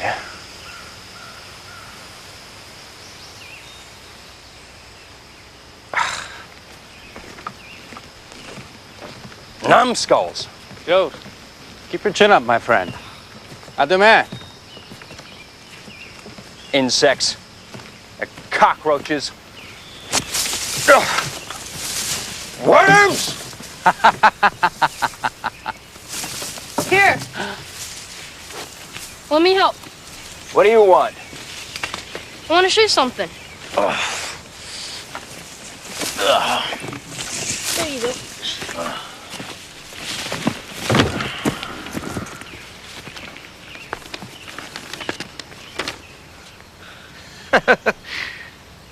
You did this for me. Well, you look like you could use a laugh. Come.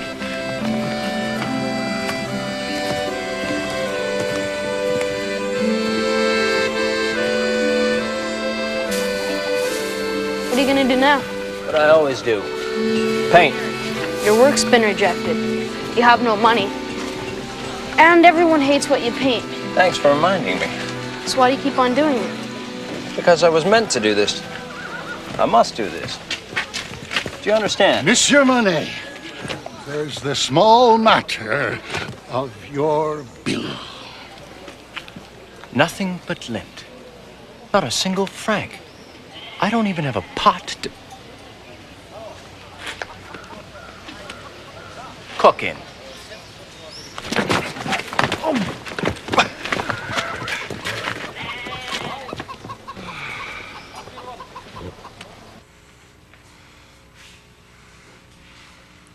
They're fools. Powerful fools. This arrived today. It's from my father.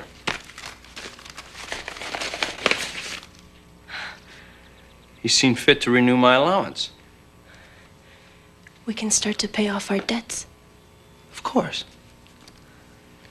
But first, we deserve to cheer ourselves up with a little party. Sausage! I blow my nose on the Ceylon officials. I blow my nose on a little what?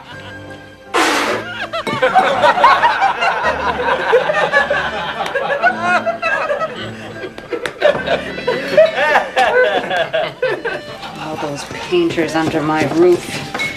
It's enough to make my skin crawl. But for once, he's paid me in advance.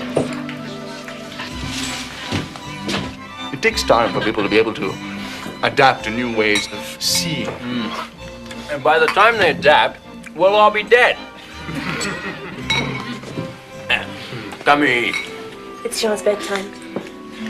Le Roi is blinded by the light of day and brilliant color. Perhaps he lives in a cave. Or in a sewer. He's a sewer rat. Isn't this awfully dull for a boy your age? No. This must be the things my father talks about with his friends in Avignon. I'm saving my earnings so I can go visit him. But it's a surprise. My darling Annette, love of my life. I'm going to bed.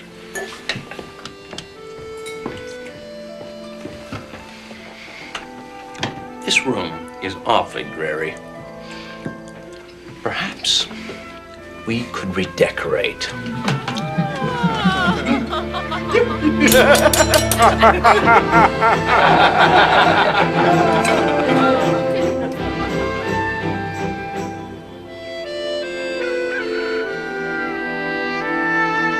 He says it might be worth some money one day.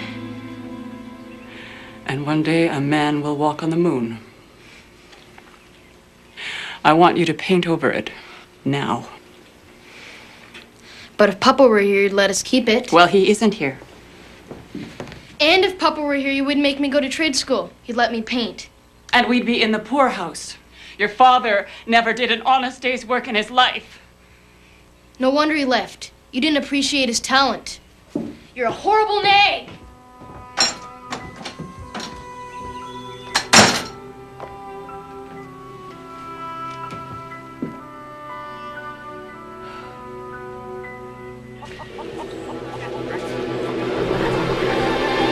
money! You owe me money!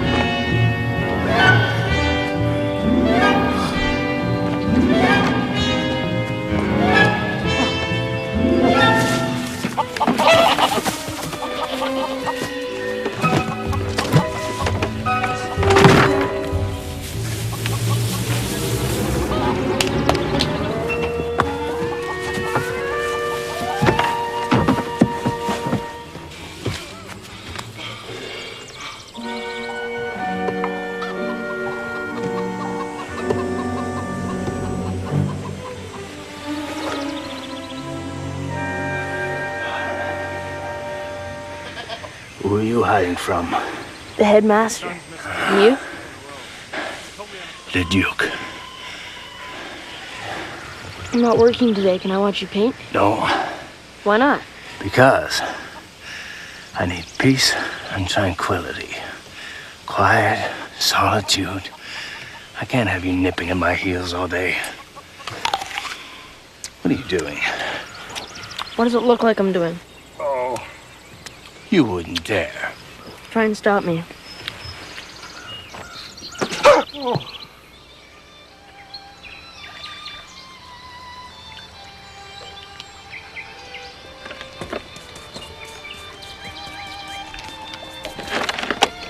Where's your black? Renoir and I decided to toss it out. We don't need it anymore. You can paint everything with color. Even the shadows. Why are you painting so fast? One must cover as much of the canvas as one can in the beginning, otherwise you lose all harmony. And what are you trying to do exactly? Trying not to toss you overboard. Look at that tree. What colors do you see? Green?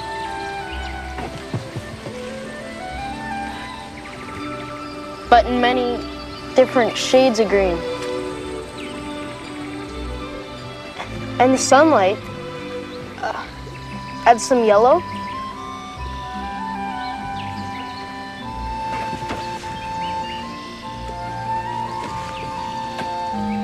And where the shadows fall, it's almost a dark blue. And in a half hour, those colors will be different again. Now that's what I'm trying to capture. The fleeting effects between shadow and light.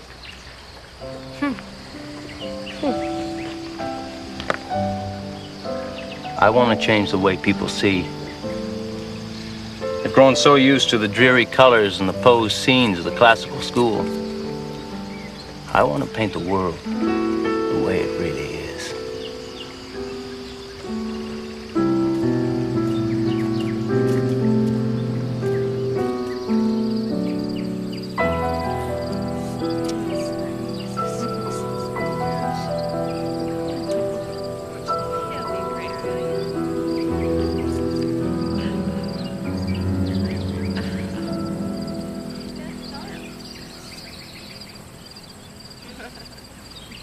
Pity about the stench downwind.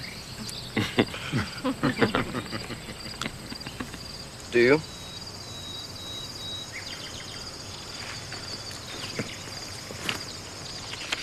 More caricatures?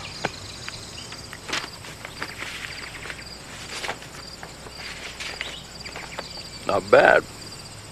You definitely have a spark. Want to be an artist like my father.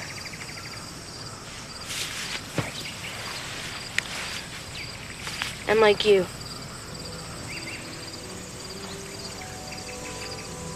Where did you say your father was?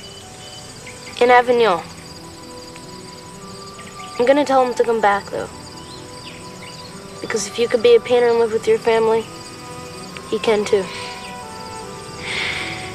A boy needs his father. Are you close to your father?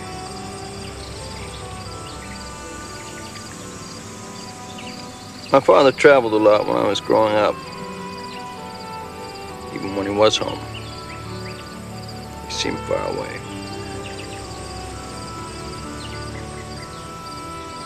But your father let you paint.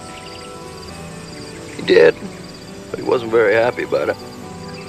He wanted me to work for the family business. That's like my mama. She wants me to go to a trade school so I can help her run the inn. It's hard to follow your heart when those closest to you are against it. So what do you do? Follow it anyway. Conformity is death.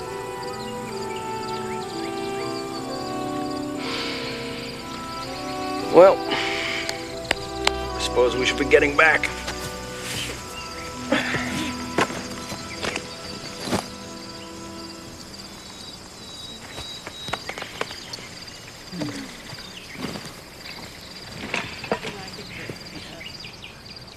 The great unwashed are clearing out. Things smell better already.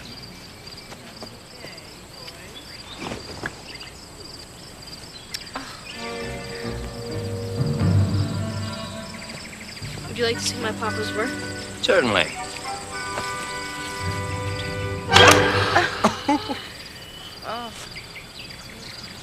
I'll get you for this, Claude Monet.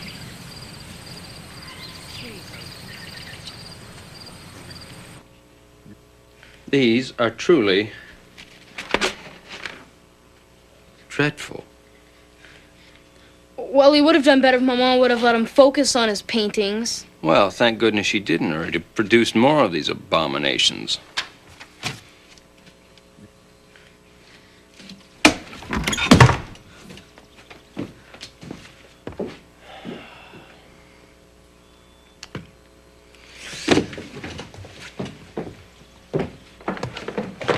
Don't be insulted, Danielle. One must be honest in one's opinion. You're so good at hearing Loa's opinion.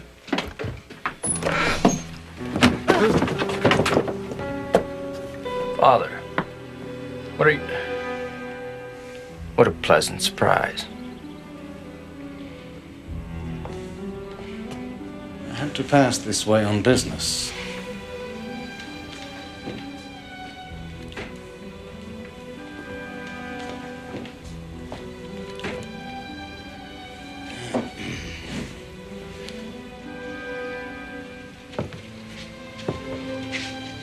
I thought I'd take the opportunity to see what my son was up to. And what do I find? But childish excuses for paintings. Mama, I'm attempting something new. For God's sake, Claude, give up this bohemian lifestyle.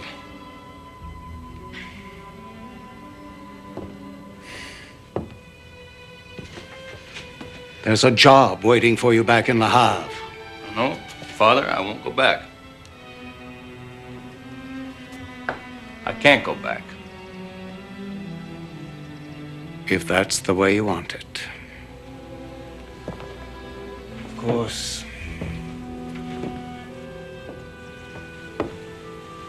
you realize this means your allowance is cut off. For good.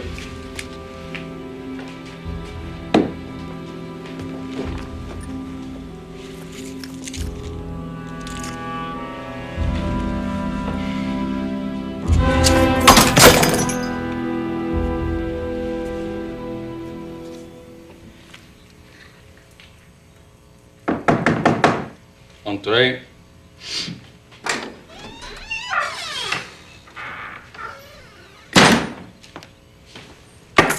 For you. Buy some paints.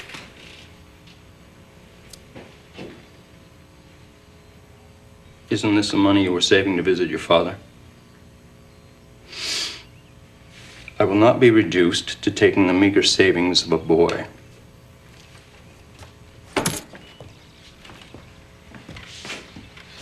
Or the church mouse, no doubt. Ah, creditor from Paris. Loa must have told him where I was. You got bills in Paris, too? He has my money. Yes. Uh-oh, my mom will probably let him in. You must help me find some place to hide. Open!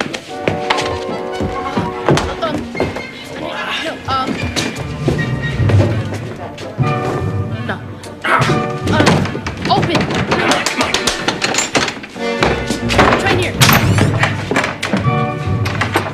Don't let them in.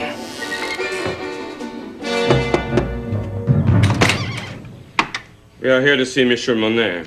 I'm sorry he's not in. Really? Where is he? I want my money. You'll get your money, one way or another. You could take some of his possessions in lieu of payment. What possessions? Thief! You can't take his painting! Yes, we can! And it's all perfectly legal. What we'll get for these grotesque tongue lickings will barely cover the interest. Basca! Gouja! Claude, how nice to see you. How dare you insult my work under my own roof? And how dare you paint these things to begin with?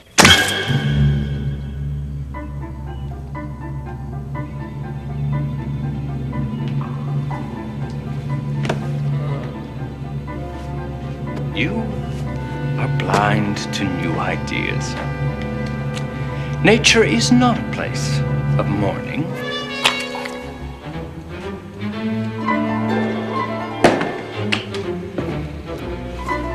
Your paintings have no stories, teach no morals, and look like melted ice cream. And you are terrified of change. I spread my earwax on you.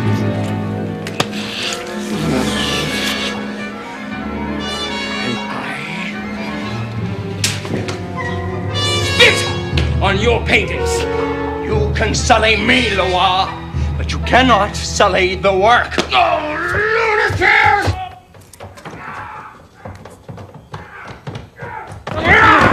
Oh, geez, not.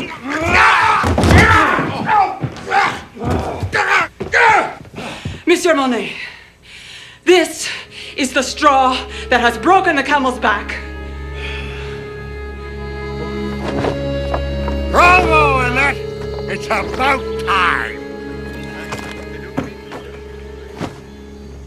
Perhaps now you can stop assaulting the world with your impressions, Claude.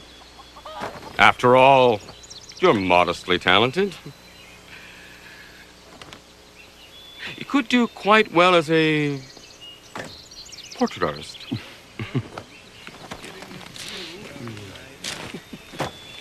Shall I throw a rock at his head? Claude.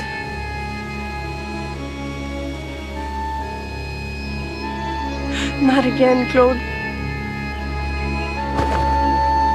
Not again.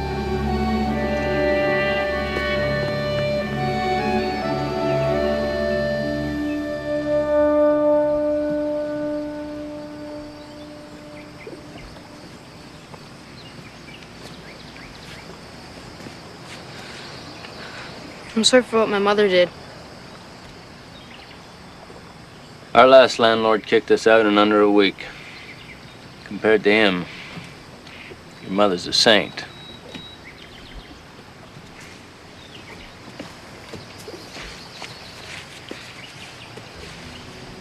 So what are you gonna do now? Heed Loire's advice, I guess. Paint a portrait or a military scene. What about teaching the world to see in a new way? Maybe the world just isn't ready. But you said conformity was death. Hey, do you know what I've eaten today? A few crusts of bread Renoir brought me from his parents' table. Conformity might be better than starvation. Where's Jean and Camille? Renoir's parents have taken them in for a few days. And after that? I've only brought them pain, Danielle. I can't even put a roof over their heads or food on the table. What are you saying? Camille's family could take them in. You're leaving them? It might be for the best. It wouldn't be for the best, it'd be awful. They're too young to understand. I'm not too young to understand. You're doing exactly what my father did. How can you leave two people who love you?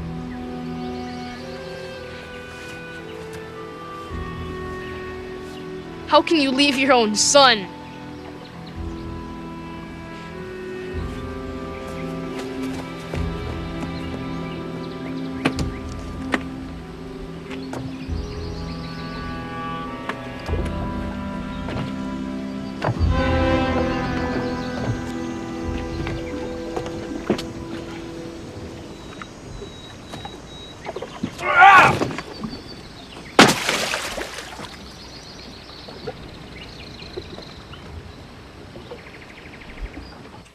My dear Danielle, my work continues to go well, but slowly. I don't know when I will be able to... You've been writing the letters? You hardly ate. You barely spoke. I only meant to write the first one, but when you read it, you smiled for the first time in months, and I couldn't stop. Tell me the truth, Mama. Tell me the truth about Father. I loved your father, but he always seemed so lost.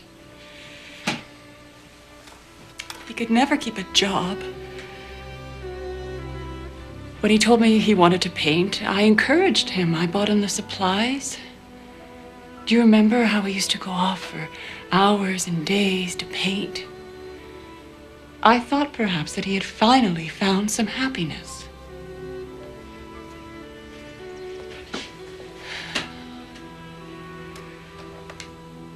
I found out later that he wasn't painting on those outings. He was meeting with another woman.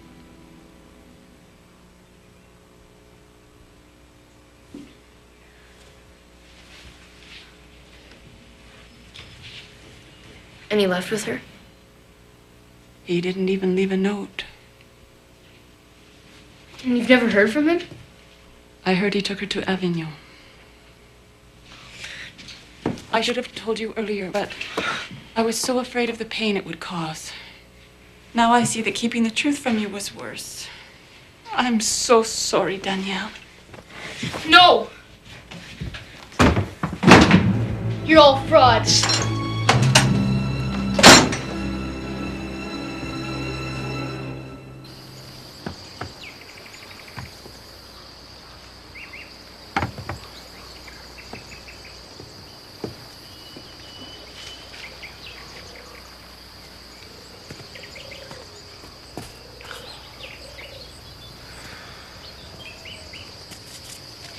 Not like that, Pierre.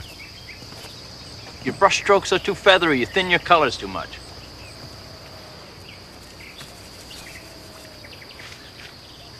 No. Use a darker green. You must get your hands on some money and some paints, Claude, or you'll drive me crazy. Yeah, please. I was only trying to help.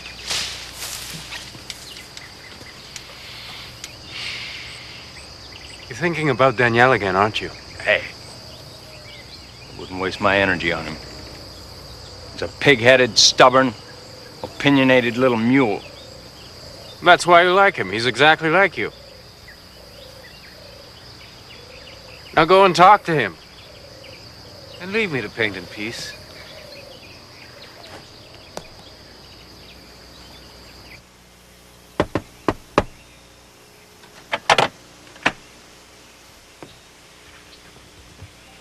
Madame Fontaine, I realize I'm the last person you wish to see, but I need to have a word with your son. He's run away. He found out I was the one writing the letters from his papa. What if he's trying to get to Avignon? Calm down, madame. He couldn't go by train. He hadn't saved enough money. But he might think he could go by boat. By boat? What do you mean? Don't worry, madame. I'll find him.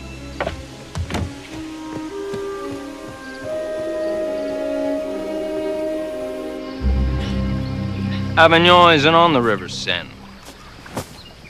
No, but it's on the Rhone. They must connect somewhere. There is another small matter. What? It's my boat.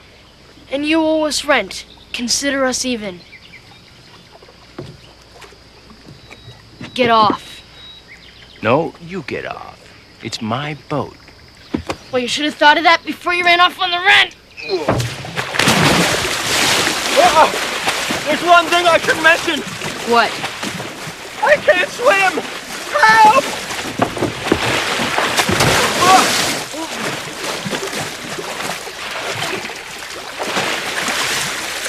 You can't drown in only 3 feet of water.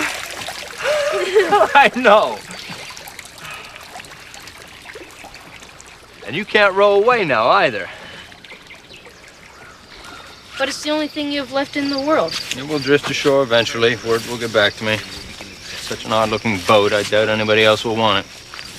Can I ask you a question? Of course. You're very talented. You have a wife and a son who love you. So why do you feel so sorry for yourself? I could ask you the same question. You may not have a father, but you have a mother who loves you. My mother died when I was a boy. My father has disowned me. I can't forgive her for writing those letters. What your mother did was wrong. But you must remember, Danielle, she did it because she loves you. Danielle! Thank God you're all right.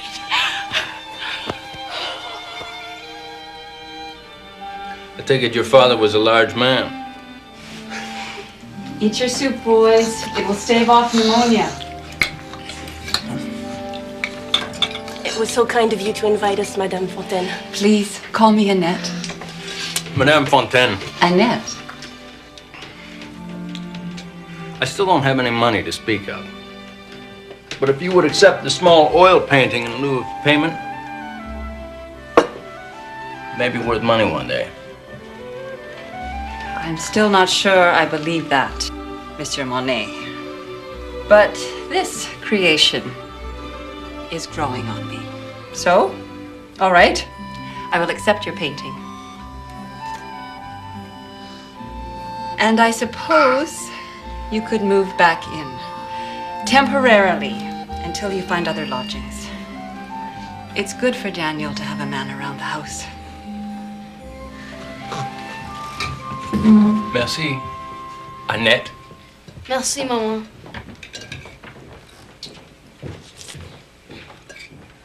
I've been, painting too.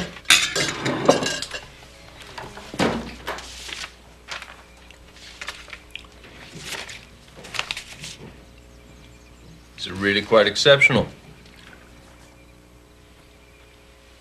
For a boy your age. You taught me a new way of seeing. You can't give up. I suppose you're right. What would Renoir and the others do without me? The whole movement would fall apart. You are so arrogant. Back to your old self.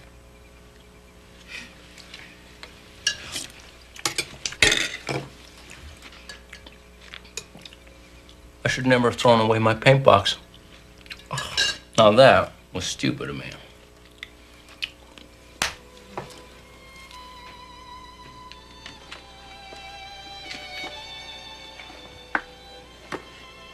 I couldn't. Your father would want you to have it. It's for you.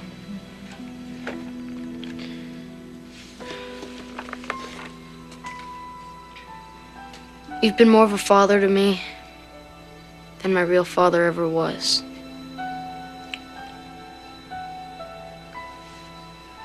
It's the dust.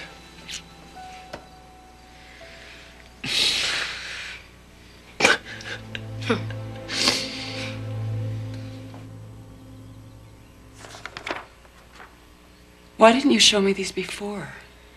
These are wonderful. You'd be wasted at trade school. You'll go to art school instead. Mama.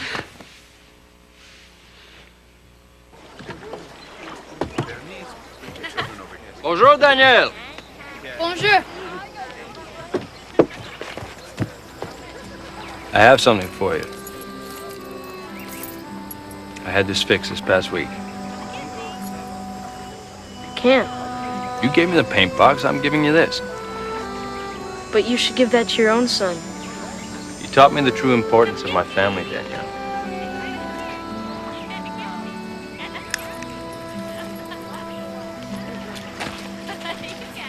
Boy, bring me your best boat. Bud, don't you know when to call it quits? I've never been a quitter, Loa. I'm not about to start now. And one of these days I will prove you wrong. That's a good one.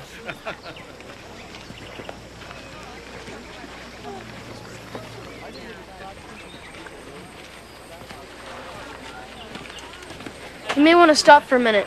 Yeah, tis. Danielle, you know one must paint as much of the canvas as one can before the light changes. Yeah, but trust me.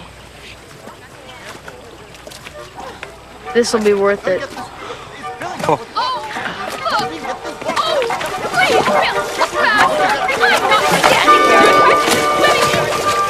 I pulled out the plug.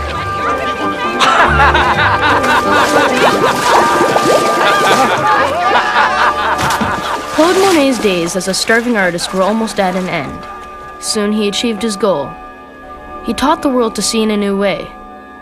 Not only did he become famous in his own lifetime, he became one of the most famous artists in history.